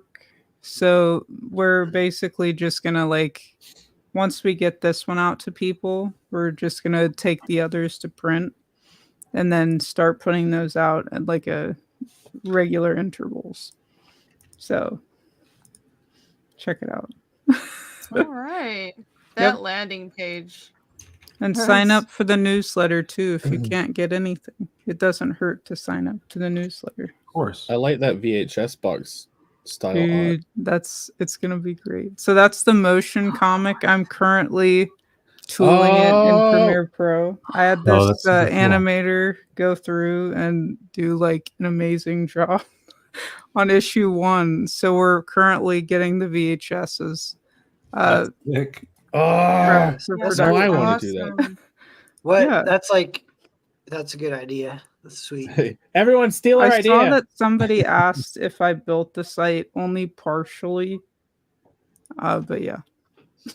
A motion comic on a VHS. Half and Crystal, half. you're a genius. Dude, it's awesome. Like I should put, I don't know if I can. Oh, can I pull it's- like a screen Crystal- share? Can Yeah. you share the Yeah. original storyboard with the dialogue from the teddy bear? Oh, 'Cause- you want me? because this was like earlier on my channel. Okay. We did a quick promo, and Crystal, she has the storyboards from 4th grade because that's when the original Oh, no. idea came from. Okay, I'll Good pull it Night. up. Oh yeah, that's Yeah, awesome. and I it, didn't know one that. of her classmates was a Dude. good artist. So, and it's very similar to how it eventually turned out years later, except Dude, the it's dialogue's way spot different. on. It's And Oh, very little- that's so freaky. awesome. I love The seeing little stuff kid like that. dialogue is very charming. I think It's really- hilarious. That's I think great. I've Let's got see. it pulled Pull up. So 1 second here, and I'll screen share. That's such a cool idea for a cover. Yeah. I'd like to make a comic cover that's just like fake scuffed like that. That would look really nice. I Do That you know? would Do you be want to cool. know how to do the fake scuffed effect really easily without like just having to look for it? You can do it yourself, and it's really clean. So the dude that did this cover, sorry to interrupt, but he Sorry. does stuff for Wizards of the Coast. So Really? he's pretty Ah. awesome. He has quite a few things out there. But If you Yeah, get nice. if you get a laser printer, because it has to be toner ink, and then print like flat black sheets of paper, and then start roughing those up yourself, you can then scan those and just use it as a layer mask because it'll be pure black and white, and the toner ink of a laser printer like rubs off in the way that it looks just like that kind of effect. So you can create all of your own rough paper effects and have fun with them. Oh yeah, That's or you pretty can just cool. take some kind of one of those like cardboards you can get at an art store where the core is white but the exterior has coloring, and just like sand the edges down and scan it. Oh, that's cool. That's a good idea. Yeah. Cool. No, that's a good tips. Good tips. But I like this cover a lot. Let's see. You have it pull it up. There we go. Oh yeah. Yeah. Sorry, these Zoom are in a little bit. originals from how yes, long ago was so this? these are from 4th grade, guys. Oh my god. So the art, cute. I like literally my friend drew it, and then I just like drew the bubbles and wrote the text in there. Wow. Oh, So this is that is like so cute. I'll show like these, Look at and then that I'll face! show how it actually looks. But Yeah, here, I'll ignore read it the real fast writing. too. He goes, "What makes you think tonight will offer up a different outcome for you? I'm just saying your track record hasn't been looking so hot for a long time, you certifiable whack job." That's actually well. I don't know that a character could talk like that. Sure. That's fun. You lifeless dude. lump, for you really haven't figured out it yet, have you? Oh my gosh. Let me go. You have to do the voice. Yeah, Yeah, what's yeah. his actual voice sound Yeah, like? he should talk with Well, with dude, this. he's like he's like a It's knight of British, like King Arthur's court, so he has to sound cool, dude. So it's So like does he a sound deeper like voice. this? Yes. Does he- dude. Hello. No, I'm dude. No, Dylan, he sounds like yes. this. Let me go. now, yeah. now you have to say ooh, Noel. And there's Put your like fingers one together. more of these guys. Let me get the other one up here. Man, that's Oh, so. I love seeing old stuff by creators like that. That's Like super- honestly, I'm shocked that I still had these. I found them in storage, and I was like, dude, this is kind of I wild. wish I Yeah. still had all my really old self-insert Christian like Oh school no, not comics. Christian, dude. No, but you know what I mean. Like you Did just you make up some have really badly to- drawn thing. Mention Chris Chan with that. My I God. know. Yeah, you'll summon Vaughn Coleman if you keep talking about No, don't. Oh do my that. God. What are these? Is there That's- shitsters in chats targeting you? I don't know why. What are they saying? I haven't been paying attention. If they're talking shit about me, they're wrong and go fuck Ignore. themselves. That's all you need to know. Thank Yeah, you. everyone. I've got the second That's one up the camel here. approach. I have not been paying attention. I have a life, guys. Let's see. What are these? So cute. Oh no! Look at that! Don't- Your friend don't is actually that's actually really worry. good cheating art for being in like Fucking voice. 4th or 5th grade. Yeah. I'll come get That's you. not I promise. I'm just a Oh my widow God. bear. Make sure you guys are So sharing cool. out the link for good night in the chat if you guys are mods out there. So cute. Yeah, it's time to Yes. say good night to the good Yeah, night. this is the cute version. And then he became badass. Look at that. Oh, it's dude. so little. He makes a sword. That's awesome. I know. Well, originally, That's like the comic hilarious. was gonna be called Fearless Protector because I loved Venom Lethal Protector in 4th Oh, yeah? grade. So I was like, oh yeah, this is Oh. perfect. That's good. It's like I've got this. There you go. The thing is, every creator has been doing stuff like this since they were like 10 at the very least, and I just love Yeah. seeing that progression. Anything from because we were all making comics or writing when Oh, we were yeah. kids. We've all been mentally ill Exactly. forever. Dude. Stop, Yeah. dude. Mysticalcomics.com. Thank you. And people are posting the links. Thank you, my awesome Moss, for posting the links. Everybody go check that out now. I like his I little will get- +1 sort of sorting. And then I have the first couple pages of the comic up here to show kind of the progression. So that's what it looked like when you were a kid, and then now This it looks is like it, the one you like, showed now. before. So this is it Mm. now. Yeah. It's pretty Wow. cool. So this There it isn't how it is. used to look. This is how it. This is how issue 1 looks. Okay, but the one we Yeah, saw yeah. before, that wasn't what it looks like. That was now. 4th grade. The little storyboards. were I got them 4th mixed grade. up. Sorry. You're good. Oh damn it, Yeah, Jake. no. Oh no. Defeats yeah. it. Yeah. then this dialogue is like the new version. You can see it's like more like good storytelling kind of, but it's like less Yeah. little kids. You've improved a little bit, Less Crystal. cringe. Just a little bit. That's what Normal was saying. Yeah, I can tell the difference. If I But, was like- Kind of better. It's wild because if you saw, like, we just saw the storyboards, right? And like Jack, the kid that's right there, like you see his hands, and that was like the same thing that we did in those old storyboards. So a lot of the elements are still here, like him getting drugged under the bed and stuff. Yeah, that's cool. You know, this art style isn't usually my thing for comics, like this hyper realism, but I really am appreciating the nuance that your artist puts into like the bear's Yes. expression, because it's a fucking I teddy love bear. this one but up here. He's so He's so expressive cute. and shit. And that next panel with the hair it's gorgeous. The lighting is done so well. Like I need to scroll to a different page here. Like look at this one. This is a cool one too. I have so many favorites. I like the face anomicon. Yes, dude. And so that's like actually a person that this guy Jeffrey with the tongue out there. He turned his former best friend into a book because his best friend was getting with his wife. So he basically like ripped her head out, and you can see like the spinal just like hanging right there. And he's keeping them alive with magic. So God, can you imagine a villain that turns you into a book and then he like reads all your memories I know, as a dude. novel?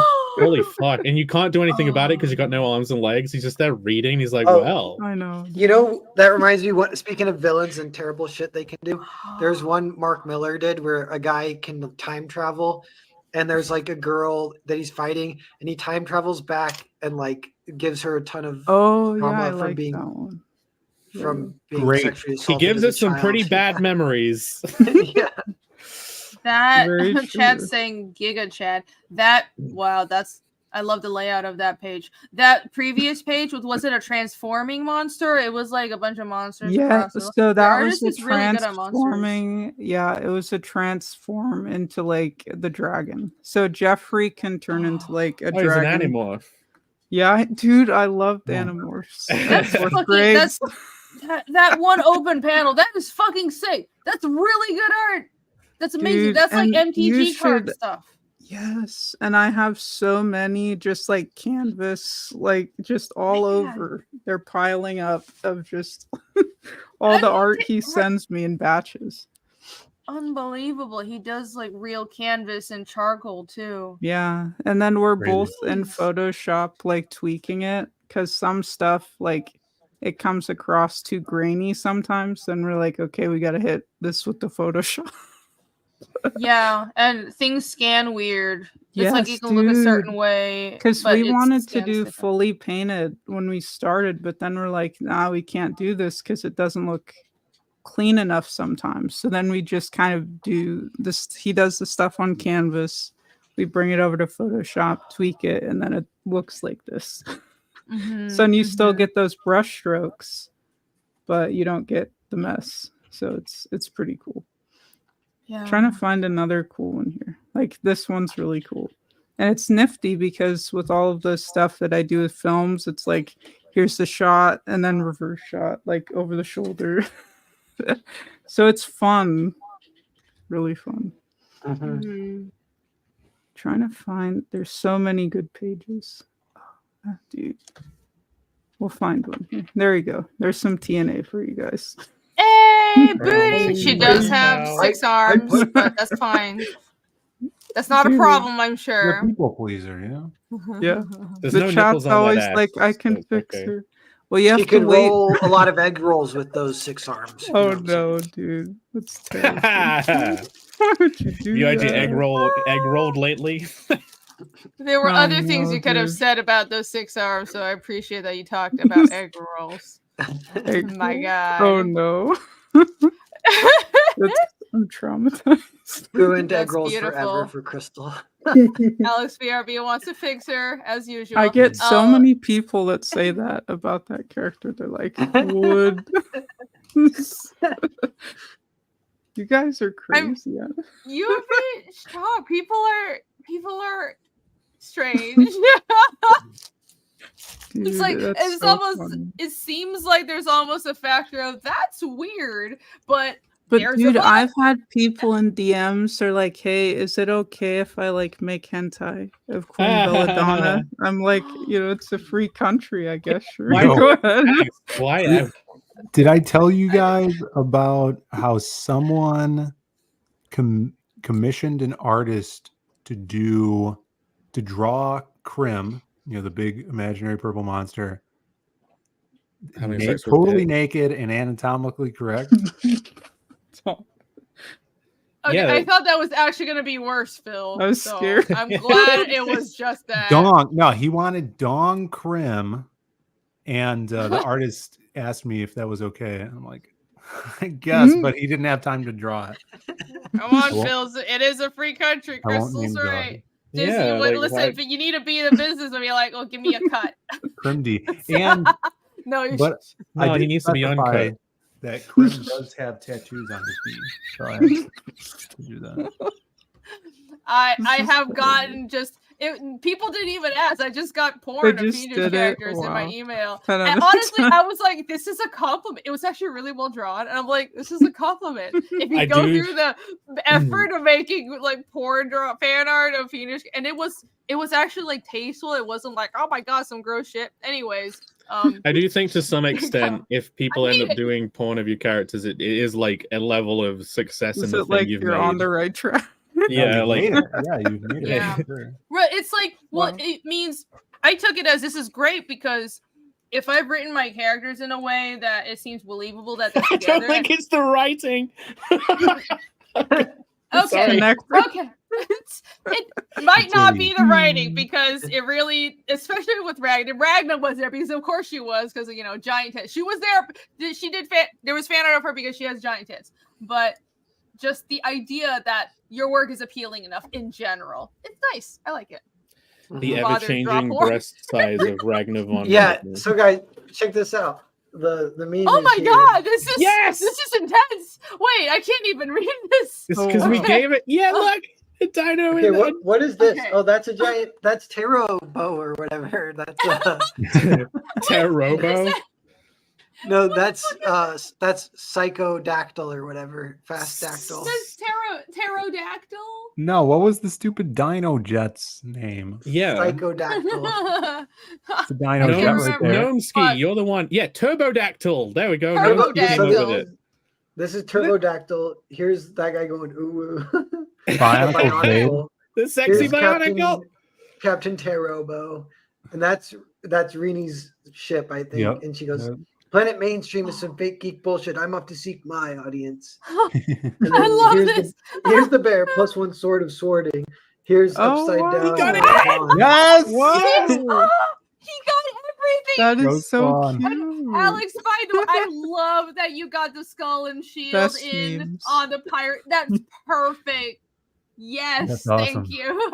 What's my boat saying? Up at the top there. There's Is that the Zayd logo? Yeah, if you're not excited about what you're creating, why should anyone else be keeping the dogs fed? Then Who That fed is the so dogs now? cute. here's Gary, the alcoholic deadbeat, and it says, Oh yeah. they love self-inserts and their own ego. It's really self-indulgent and masturbatory. True.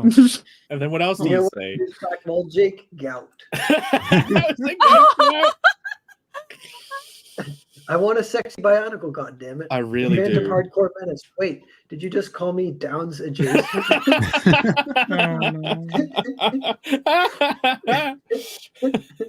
This is all Crystal's fault. It's the deer in the car, Crystal. No, Good dude. night driving. You didn't even talk about that. I Triggered. think Alex Oh, was listening no, to your and my dude. He was stream. listening to yours. Narwhal. Yeah. Oh no. Okay, guys, to hell with conventional war. New Traumatized. strategy. Multi-level marketing, but with cults. Napoleon Bonaparte. Yeah, that's No, Nick's it's not even quote. fun. I love how we have just layers and layers of The lore for art the going show into built these up at this point. memes. Amazing. Yeah. Planet- Oh, this is Planet so great, Mainstream Alex. is some fake geek bullshit. I'm off to seek my audience. Oh yeah, you already read that. Sorry. What's up in the Yeah. corner up there? Up in the left corner. That's upside down, Vaughn. Vaughn. No, the other side. What is that? Oh, You're like, what's that? it says this must be the place. I don't know what that is actually. Isn't Is that in fr- some- we saw that was earlier, from right? that was from my presentation. Oh, okay. Nice. Well Amazing. done. Very, very well done. Is what alcohol is the reindeer holding? Why is there a fucking reindeer there? Jack, right? We didn't even bring a reindeer. I'm very confused. Tell that story. And Jake, not to give you more work, but I feel like we need a Christmas themed intro.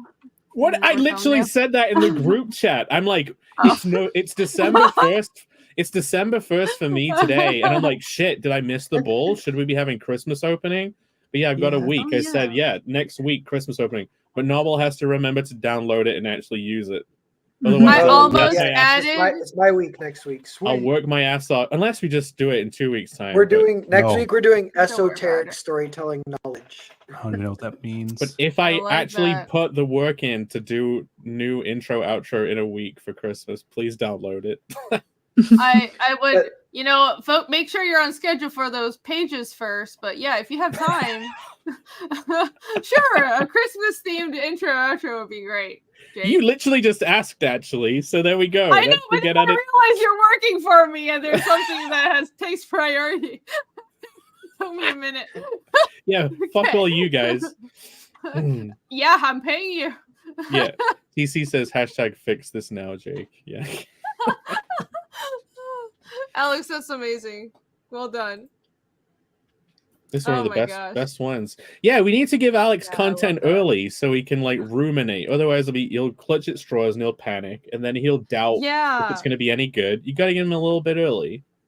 I like that. I feel like we need to ramp up a bit to the show, kind of like talk some shit first and then listen to the presentation. I really like today's structure. Yeah. We did this. Yeah. Oh wait, last week was all shit talking, and then the week. Last Last week week was gone. Thanksgiving. Yeah. You No, keep I mean forgetting. the last episode. Yeah, when it was on my channel, I didn't have a topic, so we just played ska for fucking 2 hours. Oh yeah. Yeah, that was well done. Well done. But it really was super entertaining. fun. I had a blast on that. I love the show. It is now Really. December, guys. Yes, it is. December, but I yeah, gotta it's go not. Christmas shopping. Yes, hombre. The Yeah. stores are getting Dios, crazy Elsa. though. And Are they? Mariah Carey is out in Oh force. my god. That I started. song- I was looking at ordering some stuff, and the delivery dates for everything keep getting pushed. I'm like, okay, it's Mhm. December. There's just nothing's getting delivered on time. So I I'm ordered just gonna one wait. thing. I'm gonna force someone to put a Christmas tree up with me tomorrow. Yeah. Oh, who's no. this That mysterious sounds sinister. person? Jake, what is this mysterious person? Is Yeah, it the the same person you've mysterious been going to woman. movies Nothing. to? No. You hanging out with women? Oh Why don't no, you that tell sounds, us? sounds like a no. That's a yes. No. Okay. No. Okay. I, we won't make you talk about it. I'll just You have. want to see Yes, movies? Okay. it's the 1st of December, so I gotta put the tree up. And now Cool. I threw all my Christmas ornaments away because like I kind of like broke them by standing on them. So now I gotta buy What? all new ornaments. What? Dude, how'd you do that? They fell out of the cupboard and I stood on them. I'm like, well, I guess these are done. Why would you stand on them? Yeah, come on, Jake. Because I was already walking and then they just happened to be under my feet. You know when a cat runs in the room and the cat for some reason always wants to get trodden on? Do you not see that with cats? They always run where your feet are going to be. Oh, they're always trying to get Because they want kicked to or trip trip you. you. Yes. It was like that, but with an inanimate object that has no actual soul or, you know. Hey guys! Oh, hold on. I was gonna get distracted, but I need to read super chats first. Hold on, I never got done with super chats. I'm sorry. I'll continue. Okay, let's see. Shit. Oh, there's so many. Let me get caught up, and then I'm going to show you guys some cool stuff I got in Philadelphia. But before that, all right, Max Santiago, thank you very much. We covered that. Richard Cowell for €5. Thank you very much. Opinion of Ridley Scott turning creative block hero and idol Napoleon into a simping cuck loser. P.S. Any of the CB watching Godzilla this weekend? I have not seen Napoleon, and I don't plan to watch Godzilla. I'm going to What see about you, Godzilla Nick? tomorrow night at a private screening. Don't ask me where it is. Okay. That's crazy, Where right? is Like it? it's a film Godzilla in Japan. It's never been done before. So I might be Noise. late for. Yeah, and you know the Napoleon thing, it kind of looks lame, and people have been talking that was a unproduced script that Stanley Kubrick wrote in a project he wanted to do a Napoleon movie, and Yeah. you can read it. I was thinking about reading it and maybe doing a stream and trying to do voices or something, but supposedly it's good. Voices. So there is a version that's good, but nobody made it. Well, that's interesting.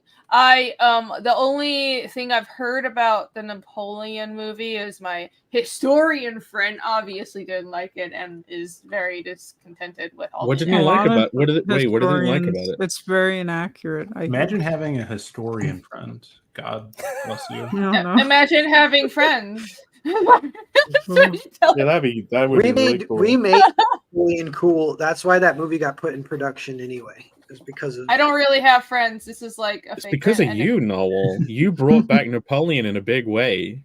That's true. Yeah. No, It's true. I The think memes what will he remember. said.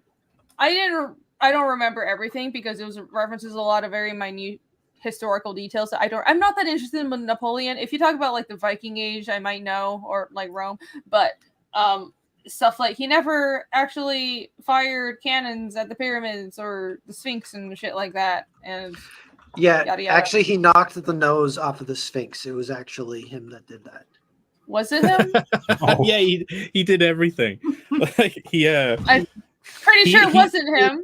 He He told peed on Mona it. Lisa. He told Mona Lisa what facial expression to do while she was being painted.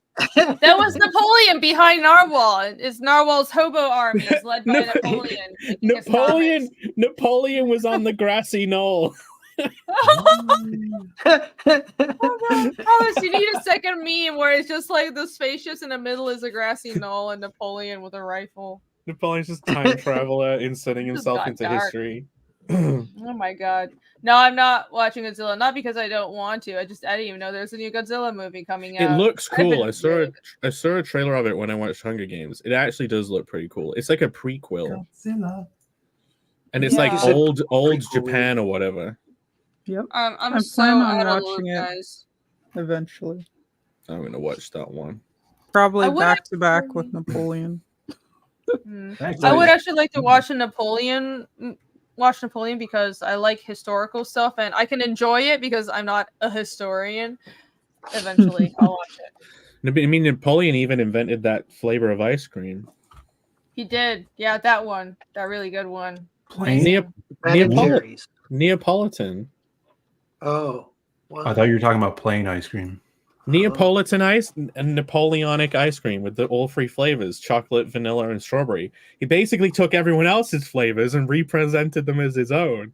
Very I odd believe it. character. That was the for- most historically inaccurate thing he's ever done, too. That was worse than So the he's a genius. He's a ice cream creative genius. allegedly. Yeah. Allegedly. Thank you very much for super chat, Richard and Alex VRB member for 22 months. Thank you so much, Alex, for support. 22 months. I really Damn. appreciate it. Yes. Thank you so much. real Alex quick- is always in the chat dropping links. He's the best. Did you already read it? Or No, I didn't, Narwhal. Let me Okay. read it. My God. Alex, Just Oh no. I Narwhal. apologize. are you done I'm yet? like Are you done? You fucking finished? trying to read my fucking member chat, and Narwhal's like, all right, are you done? Can I talk? Okay, Narwhal, jeez. Yeah, I've got all day. Alex VRB said, thank you, my friends, for another fantastic creative blog. By far my favorite show. Thank you. I always look forward to it. Everyone check out The Good Night 2 on Fun My Comment by Crystal. She's a real deal. Yes. Check it out on Fun My Aw, Comment. thank Or, no, you. check it out on Mystical Comics. Doc, is that right? Mystical Comics? Yep. Mysticalcomics.com. Yep. There you go. That's And where you thank get you, it. It's Alex. closed on. I appreciate it. Yes. Thank you very much. It's closed on Fun My Comic, but you can still get it on mysticalcomics.com. And mucho gracias, Senor Alex. Yes. real Alright. quick, Henry Bemis says the best Napoleon was Ian Holmes in Time Bandits, but there's also a Napoleon in Bill and Ted's Excellent Adventure. That Yes, might be dude. the I was gonna say. You That need to was put great. Napoleon in. We need to put Napoleon in our books now. Oh yeah. Yeah. Oh Right. shit. So actually, there was the total tangent. There's this little thing I've been hiding in my comics for years, and I forgot to do it in chapter 2. But Oh, you! shut up! It's a good-looking book. I just forgot. It's very Oh. Downs. That's very Downs Well, adjacent you know of what you, you Irene. could do? Like you could put it like when they come to the con, you just draw it into their book. No, I'll have a little sticker because it's a really tiny thing. Yes, there we It's for like go. old. I've been doing this since college, guys. So, and for the reprint, I'll draw it in for the reprint for the next edition. Yeah, sell stickers for people that have the first. It's a little Do it. bird, guys. It's a derpy little yellow bird that I've been hiding in the backgrounds of all my comics. So there you Everybody has go. to go find it. Yeah, it's in chapter 1 if you want to go find it. Wait, do Oh, you have, alright. wait? Do you have time to put it in the reprint of chapter 2? Yeah. I'm So- printing at the same time as 2.5, so we have till February. So there will be a version of the book that does have the bird in it. Technically. Yeah, a couple of panels will change because we had to fix some problems, and I'm gonna put the bird in. But yeah, otherwise we're good. So I'm gonna do We need- a new print. I'm gonna do a Alright, new it's like print we run need the or bird, one of- okay? We're gonna get the bird fixed. Do a whole new reprint for the bird. Somebody said Woodstock. Oh. No, I'm out of stock, dude. What? It's like I No need to do a re- Woodstock, like from Charlie Brown, the little yellow bird from there. His name's Woodstock. Oh no, I was Yeah. talking to Jake, but what do you mean Woodstock? Somebody in the chat was like Woodstock, So Woodstock's like for the name yellow of bird. the yellow bird from Charlie Brown. Oh That's my good god, that was weird Inception because I was talking about book stocks and then you guys were talking about the yellow Oh, no. bird. Oh, that was so. My brain just broke for a minute. Okay. You're No, good. it's like a little. It's you have to give me one piece of information at a time. I'm a little slow. It's like a little ball. It's like a I feel you, round dude. ball. It's getting late. It's late and I've had a glass of wine, but so I'm struggling. Bear with me. It's like Woodstock. Imagine Woodstock if he was squished into a ball, and that's a little bit. It's great. Is it cute? Is it cute? It's super cute. It's like this dumb, but it's also its eyes. It's like bug-eyed. Let me pull up a fucking picture. As Westerners, we've all got to work on our cute, I guess. You do. Let me see if I can find something. Feels But let like me nah, also- fuck that. Yeah. I mean, you do have a teddy bear. I guess I he's think not really that cute. If though. Phil makes anything cute, he turns He's into cute Wolfman sometimes. Phil. Aw. He turns. Phil is anti-cute. Barb Rogers, Miss Solitaire for Canadian 5, sent a super sticker. Thank you so much. I cannot see what the super sticker is from my end. I know Barb usually sends Shiba Inus being really cute and happy, so I assume that's what it is. Thank you very much. Max San Diego for $2. Thank you very much. The new Star Wars is just nihilism by Karens. I think so. Yeah. It's like back padding, but also merge with nihilism. It's so weird. It's just these people, it's just like come to the conclusion. I've been giving a lot of these creators the benefit of the doubt. They're just narcissists and they're just psychos. Fuck it. I hate all this shit. Down goes Solo, $10. I've been having like a whole spiritual awakening. Thank you for the super chat. Sometimes SCs feel intrusive. Super chats feel intrusive, and I don't want to interrupt the flow. But did you see that Gertrude and Stelpies, the Wanderer, did I send your way? That I sent your way? Did you? If you get a sec, check out Michael's Gertrude too. I saw Michael's Gertrude piece. Michael Rushford did a piece for Gertrude. So Gertrude's the main character from Down Go Solo's upcoming comic Wrecked, and I'm going to be doing a cover for it. And he's been already showing a ton of awesome art for it. That the other artist, the interior artist, and also Jose Garcia, who's awesome, that he has been doing posters and pinups, and I think he's doing the Ash Can. So everybody go check that out. No, I didn't see the Wanderer, the new piece that you sent me, but I did see Michael Rushbrook's piece. It was like Gertrude's face all blood red and stuff. It was cool. Yeah, I will check that out. Thank you very much, Travis. Now go Solo for another 10. Thank you very much. I want something unique like Gertrude's spearhead as a necklace to offer on my campaign. Have any of you offered anything like that? How doable is it? If you could probably get it something like that manufactured by anyone that manufactures enamel pins because they'll have to cast it, right? And I can ask for that because I know factories. Yeah. That could probably If you want work. me to ask for you, then I have a Taiwanese factory that I use that can make kind of almost everything within reason. That sounds simple because actually I want to make a necklace for my campaigns in the future as well. So yeah. Thank you very much for the super chat. Let's see, I got that one. And Victor for $1.99. Thank you. Mucho gracias. Does Jake look like Ed Greenwood? Who's Ed Greenwood? Share my screen. Oh my god. Because I'm thinking no, because you just got in for the beard and hair. You see, when people, Oh boy. you see the nose like this, I have a very thin-ish nose normally, but then the nostrils get inflated from the years of not listening when I was told not to pick my nose as a child. Cocaine. Just say Yes, the Are years you of cocaine sure? abuse. I don't think that will inflate your nose, dude. That's my excuse. That's not true. Probably just genetic. Yeah. I got that typical, bowl, and then it's like a triangle with an. Anyway, but yeah, nice try, I guess. Maybe I'll eventually, if I have enough I guess, seed oils. My face will turn into this. Yeah, Jake doesn't look like him. Yeah, go back into seed oils. No. I need Not to grow the squinty enough. beard. My brother, Not down to Jason enough. my brother made Oh my sweet and sour chicken today. Homemade sweet and sour chicken.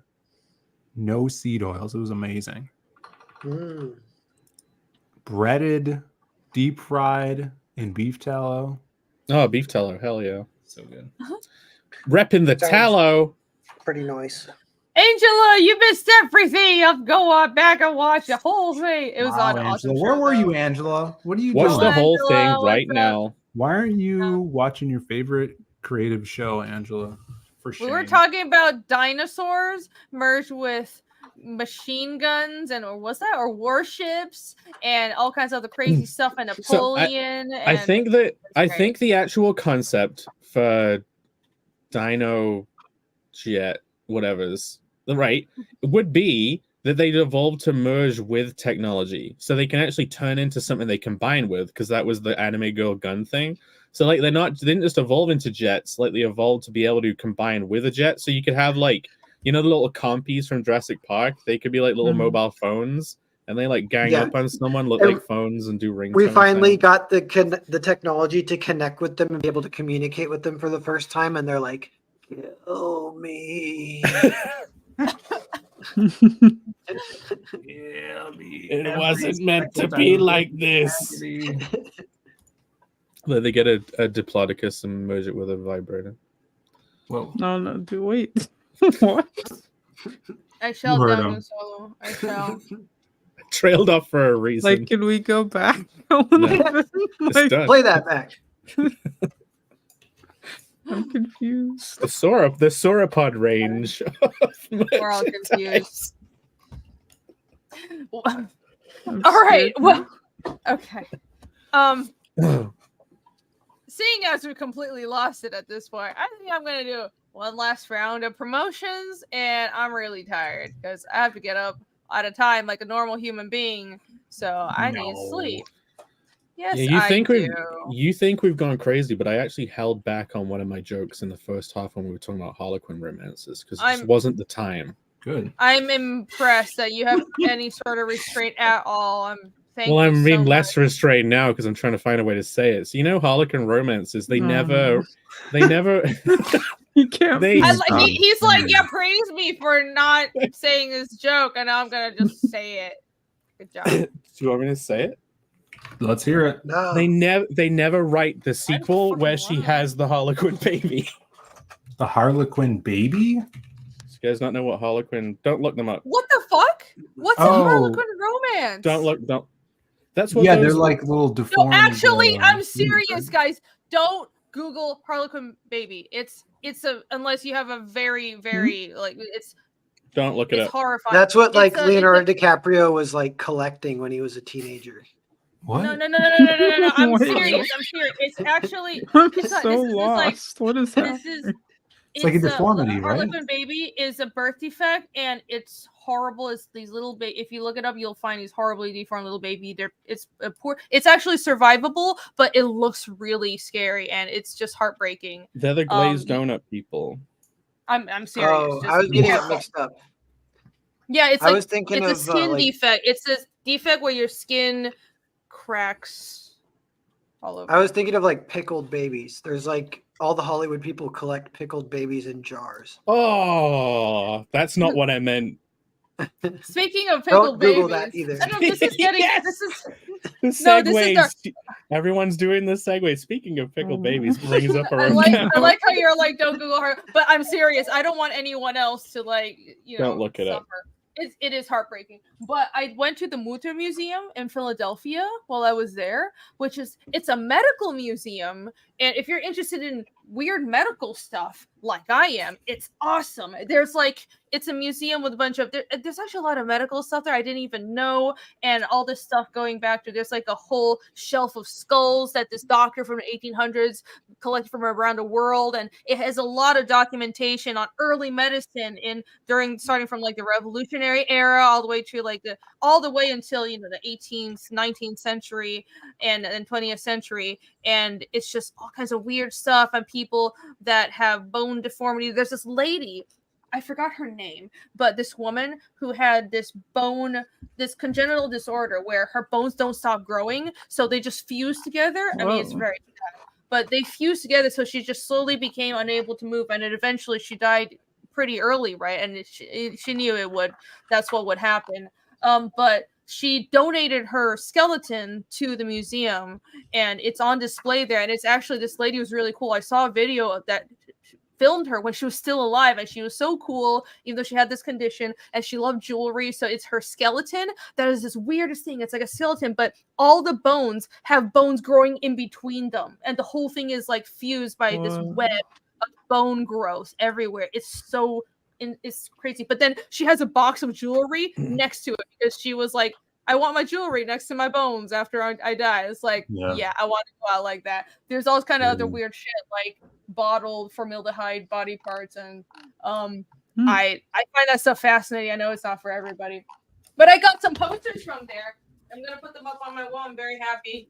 It's this there's this one. That's this little like plague doctor print. Go big. Noise. Cool.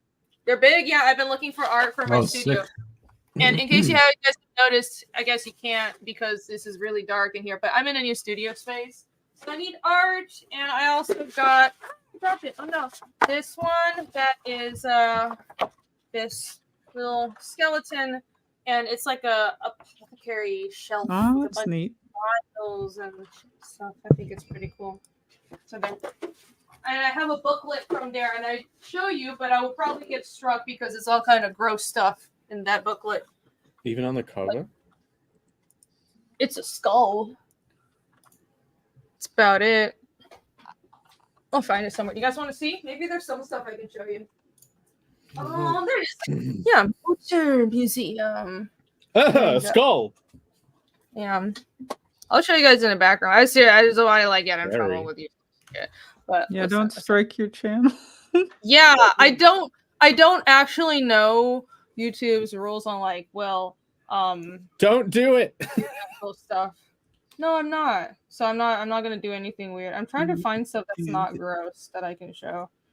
No, this is all like body parts. That's weird. Oh, medical utensils. Yeah.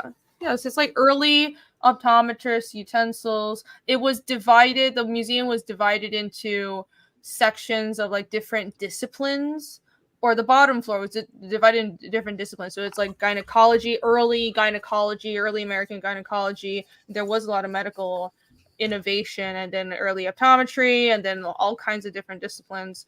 And a lot of stuff from the Revolutionary War. Very interesting. And there's also a whole exhibit on the Spanish flu. That's a pickled arm. I can't show that. Yeah, there's not much I can show. But anyways, it's cool. If you guys are in Philadelphia, you should go. I thought that was pretty interesting. All right. I always love creepy little museums like that. Yeah. It actually wasn't small. Oh, cool. Sorry, I just sneezed all of a sudden. Actually, it wasn't You're good. small. It's like a mid-sized thing in a really pretty old building. Nifty. Yeah, everybody should check it out. All right. On that note, talking about creepy things, that's a terrible segue. I'm sorry. You deserve better than that. Actually, I should segue to Narwhal, talking about creepy things.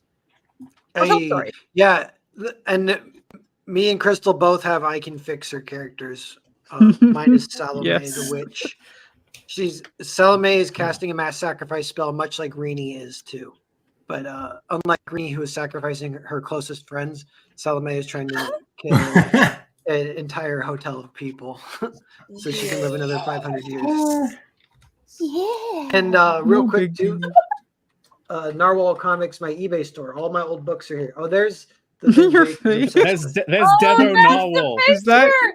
You're That's- right. I Chav see it. When did you take that, dude? Making fucking comics, me. Fucking. Yeah. What do we got fucking here, Halfway? comics. What is that? Yeah. I don't know. It's like 10 years Never old or me. something. Yeah, but Oh, check out all man. these books. Look at my comics career so far. It's crazy. Look at this. You have a This lot of is, books. like, That's awesome, dude. Crazy. Very impressive. Like, are you Yeah, just out of- working all day, Narwhal? Prolific. I He just do does, nothing. though. It's not that I work all day, but I don't do anything else. So Oh, gotcha. Okay. I wish Well, I could me get too, I encouraged guess. by you. I wish Yeah. that was my life. Well, all right. Check out Hotel Story and also mysticalcomics.com. Woohoo! Yeah. I guess Pretty so. nifty. Where's the? I haven't found where the page for the actual the Goodnight Parallel. There we go. Yeah. So here is the book that just closed off on my Yes. comment, but you can still get it here. That is correct. You can also choose if you want it signed or not. I will be at C2E2 and Las Will? Vegas. Yeah. Damn. So you can, if Ooh. you want it signed there, you can just come up and get it signed for free. No big deal. But yeah, you can choose if you want it signed or not. Awesome. And Nice. the art Yeah, looks yeah. amazing. Yeah, and it's Uh, magazine sized, so it's a little bit larger format, and it really complements Francisco's work. Just it's fantastic.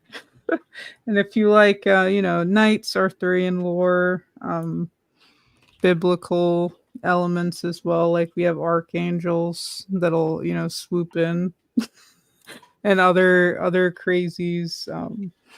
Once we kind of get the tally here in the next couple of days, we'll kind of send those numbers to the printer. So we're looking at like mid-December currently to start putting out the physicals, getting it fulfilled and whatnot. And then everything else will just be through the website. So you can just directly buy it with no wait moving forward is the plan. So yeah, thanks. All right. I forgot that is magazine size. That's awesome and It's definitely does the art justice. Yeah. Huge. Yes. Huge. All right. Everyone go to mysticalcomics.com and check out The Good Night number 2, dos, and Lost Pages 3. Last pages, guys. We are coming to the end. There's like 13 pages left to draw. And I am literally lettering as we hang out here. So check some of this out. I won't show too much because there's some, a little bit of exposition on here. But I thought this was a pretty. Oh, that's a nice one, dude. Yeah. I like the positioning of that one eyeball. Yeah. Perfect. Hey, Yes. would you say it? Would you say it draws the eye, or would you say it? I don't know. Eyes the drawer. Is that what you're gonna try and go with? Doing some sound Very effects. odd Right? Yeah, he's a little freaky here, licking her up and down. She's getting experimented on. So super excited about this, and I just can't wait to get it out. Really, really fun. And going forward, I think there's 3 more books in this kind of story arc. So hopefully you guys dig what we're putting out here. And if you have not read any of the Lost Pages, we do have a catch-up tier with the manga-sized tome, which has all of the previous stories in black and white for you guys, 212 pages or 215 or whatever. So you can grab that for only $20 on the campaign. So if you just want that, you grab this or add it on to any of your purchases for $20. All right. That art looks so good. I love Waystoy's design, by the way. Like the eyeballs everywhere is such a great idea. He's so great. so fun. Yeah, these guys It's nailed great. it. Yes. All right. Well, check out The Lost Pages 3, Crimson by Zaid Comics. Still live on Indiegogo. Past $40,000 now. That's amazing. Thank Well you done. so much. Very, Congrats. very well done. And speaking of amazing, you can sign. You can go to connellcomic.com and sign up for Connell the Barbarian. It's my comedy fantasy epic featuring the titular character Connell as he inserts himself into yet another wacky adventure. I'm looking forward to starting drawing this very soon. But yeah, sign up, and if you do end up backing, you can get a special exclusive trading card drawn by the one and only Irene Strakowski herself of a cute hedgehog. And she's gonna do the stats. It's gonna be statted out and everything. It's not just gonna be like a trading card. It's gonna have the full stats. Yeah. So it's gonna be like a hench Cthulhian hedgehog monster thing. You know, something cool. Yeah. I have some ideas, but statting things out actually takes a good chunk of time, as you well know. So I'm excited to do it, but when I do get around to it, it'll be great. It'll be a cute little creature that will be able to blow up worlds. But we're on our way to 200 signups. So yeah, if you're in the chat and you haven't signed up, please consider it, because it's going to really help me when I finally launch this. So yeah, go to connellcomic.com or bluedickx.com and give me your email address. I promise not to spam you yet. Cool. Or give you a virus. You won't get a virus. I need to use my email list some more. Well, again, last but not least, Fiendish Chapter 2.5 Survivor is live on fiendishcomic.com. This is my book, my story. It is 25 pages of the first standalone one-shot story to the Fiendish series. Fiendish, if you don't know, is my fantasy mystery series. It follows a group of adventurers that have survived a mysterious demon attack in various ways, have all had loved ones killed by these strange demons that came out of nowhere. Nobody really knows what they came from, and they are on a journey to find out where these creatures are actually from, and that's going to lead to a world-changing conflict that is yet to be discovered, because this is a mystery, and I haven't told everybody everything that's going on, but trust me, it's going to be great. Chapter 3, that's going to be launching next year, is going to answer a lot of questions, and I'm super excited. I've been boarding it out, thumbnailing it, and I just can't fucking wait to draw this. I know the art's going to be better. I'm finally able to reveal some major plot points, so that is going to be something that I'm super excited for. But until then, you can back Fiendish Chapter 2.5 Survivor, which is the story of Casimir after he escaped his hometown, after he became the sole survivor of this demon attack on his family, and you could find out how he grew up in the wild, how he was taken in by this wild hunter who, despite adopting him, kind of treated him like shit and all that stuff. If you read these 2.5 or these 0.5 chapters, what they'll do is enhance your understanding of the main books. They're mostly flashbacks or gaiden, if you know what that word means, and explorations of the world that aren't directly in continuity with the main series, but you will understand the world and the characters much better if you do read these 0.5 chapters. And I have 0.5 chapters planned for almost every chapter going forward. So between like 3 and 4, there'll be a 3.5, and there'll be a 4.5 and everything, and there'll be just smaller books than the main books and all that jazz. And also, this is the first book that I wrote and that wasn't drawn by me. It's drawn by Michael Rushbrook. He's probably gone to bed because it's late over here, and he's also in the same time zone, but it is amazing work. He's done a great job, and it's being colored by Jake, the Hyper Wizard. Yes, looking freaking sweet. It's gonna look amazing. Not this cover. I colored that cover, but these interiors by like, Jake. He didn't do this. He didn't do that. She's not stealing my glory. I'm very proud of that cover, honestly. I don't color other people's stuff a lot, but these interiors honestly are turning out fucking amazing. Like, seriously. And there's some stuff that Jake showed me on the back end. I want to show more art, but I can't, because everything is spoilery in this book. I can't. This is like the first 2 pages, and we might change the colors a bit from here, so this is the final, but I already love it. I already think this works really well. But yeah, then here's like one non-spoilery page. There's a lot of like nuance and stuff going on. So, but yeah, I'm super happy with the work that Jake is doing. Obviously, Michael's inks are completely done, and he did a banger job. So check out this campaign. It's very book focused. You get the classic cover, and then you can get a Peak Survivalist. The Survivor Dark cover on its own is no longer available. That was a 24-hour perk, and you can also get caught up both chapter 1 and 2 are available with 2.5 on this campaign. And we have Fully some original birded art. edition. Fully birded edition of 2.5.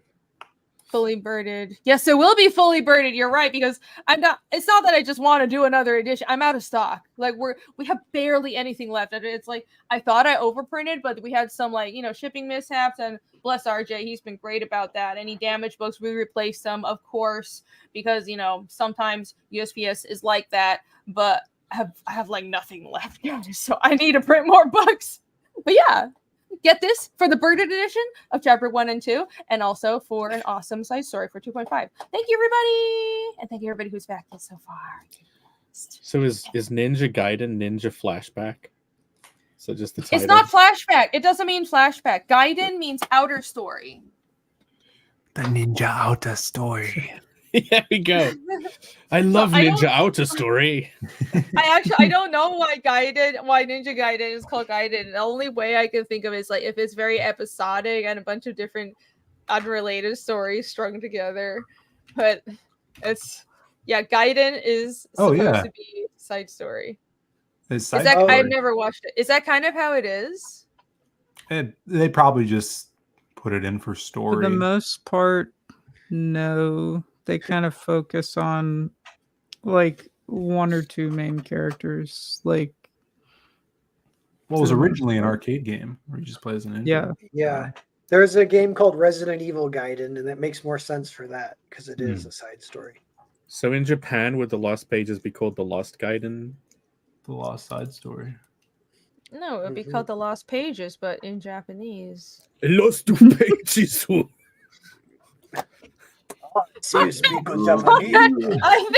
I think it's time to end the stream. Yes, it's time to end the stream, everybody. All right, thank you guys. Thank you very much for being here with us today. You guys are awesome. It's weird being back streaming. It's great, but weird. I feel like I'm really excited and hyper, but I also don't know what I'm doing. But it was great. I enjoyed hanging out with you guys. This is an awesome stream. I think the presentation went decently, and it's just good to be back. It's good to see you guys again. Do you guys want to shout out? Where can everybody follow you guys? Starting with Jake. At HyperWizard, but with a T at the end, so it's HyperWiz Art on both YouTubes and Twiddles. So yeah, get on it. Go follow me in those places. You'll be overflowing with content from all of those avenues on a constant stream from me. Nice. I'm Narwhal Books on YouTube and Twitter. Awesome. Nice and simple. You can find me on Twitter at Crystal McGee, as it looks on screen. Also, check out mysticalcomics.com. And yeah, I stream on YouTube too. So just, I think I've chatted in chat, or I'll pop something there, but check it out. I do streams too and other fun stuff. So yeah. Awesome. You guys, chat. Thank you. Oh, sorry. Go ahead. Just check me out at Zade Comics. Tomorrow we'll be doing the Diaz Brothers. I think we'll be starting it a little early because we have to end early, so we'll go watch this dumb Godzilla film. So nice. We'll be there, and I'll be showing off some new books that I got in the mail, and we'll be talking nonsense. So be there. I can mention Awesome. I got this in the mail. Oh, cool. Waiting on mine. Unboxing stream. All right. And you guys can all follow me at Lerini Draws. I'm Lerini Draws everywhere, just like it's written, all one word, on obviously YouTube. If you're watching, by the way, please hit like and make sure you're subscribed. That would help a lot. Also, go watch the entirety of our creative block shows. We have 30 shows before this that are all absolutely awesome. Your mind will be blown. Just watch all of them and subscribe to all of us. And also, I'm Lerini Draws on Twitter. I have an Instagram, I have a website that I don't pay attention to. And please back Finish 2.5. That's pretty much all I have going on, other than a shit ton of work that I have to get caught up on it. That's why I haven't been online. I haven't been on the internet. I have no idea what's going on. But it's just the only thing that matters is Phoenix 3 is getting done. I have commissions to do, and chapter 2 is being fulfilled, and we're almost done. We literally just have Australia orders left, and that's it. That's like my entire life right now. So it's good. I'm focusing on the work, and I'm very happy. So go follow me, Rini Draws, and return next week. Find us on whose channel is the block going to be on? Me, I think. Narwhal. All right. So everybody. Next week is on Esoteric writing advice. Yeah, it's the That start which of cannot be block. spoken about. That which the alchemists do not want you to know. I will tell Why are you next why are you week. talking us. about it then? I don't know. It's crazy. That'll be Spilling the beans. He's gonna be speaking in a coded language. Um, it'll be the first week of Blockmas. No, no. That's right. Yes. Oh yes, Henry Beaman says his finger talking him a minute. I'm glad we had a few shipping mishaps, so I'm really glad your books arrived safely. All right, so next week the block will be on Narwhal's channel, and with that, I shall end the show. And once again, you guys are all awesome. Thank you very much for joining us. Have a good night. Later, guys. Bye-bye. Bye. Bye. Bye. Bye. Bye. Bye. Bye. See ya.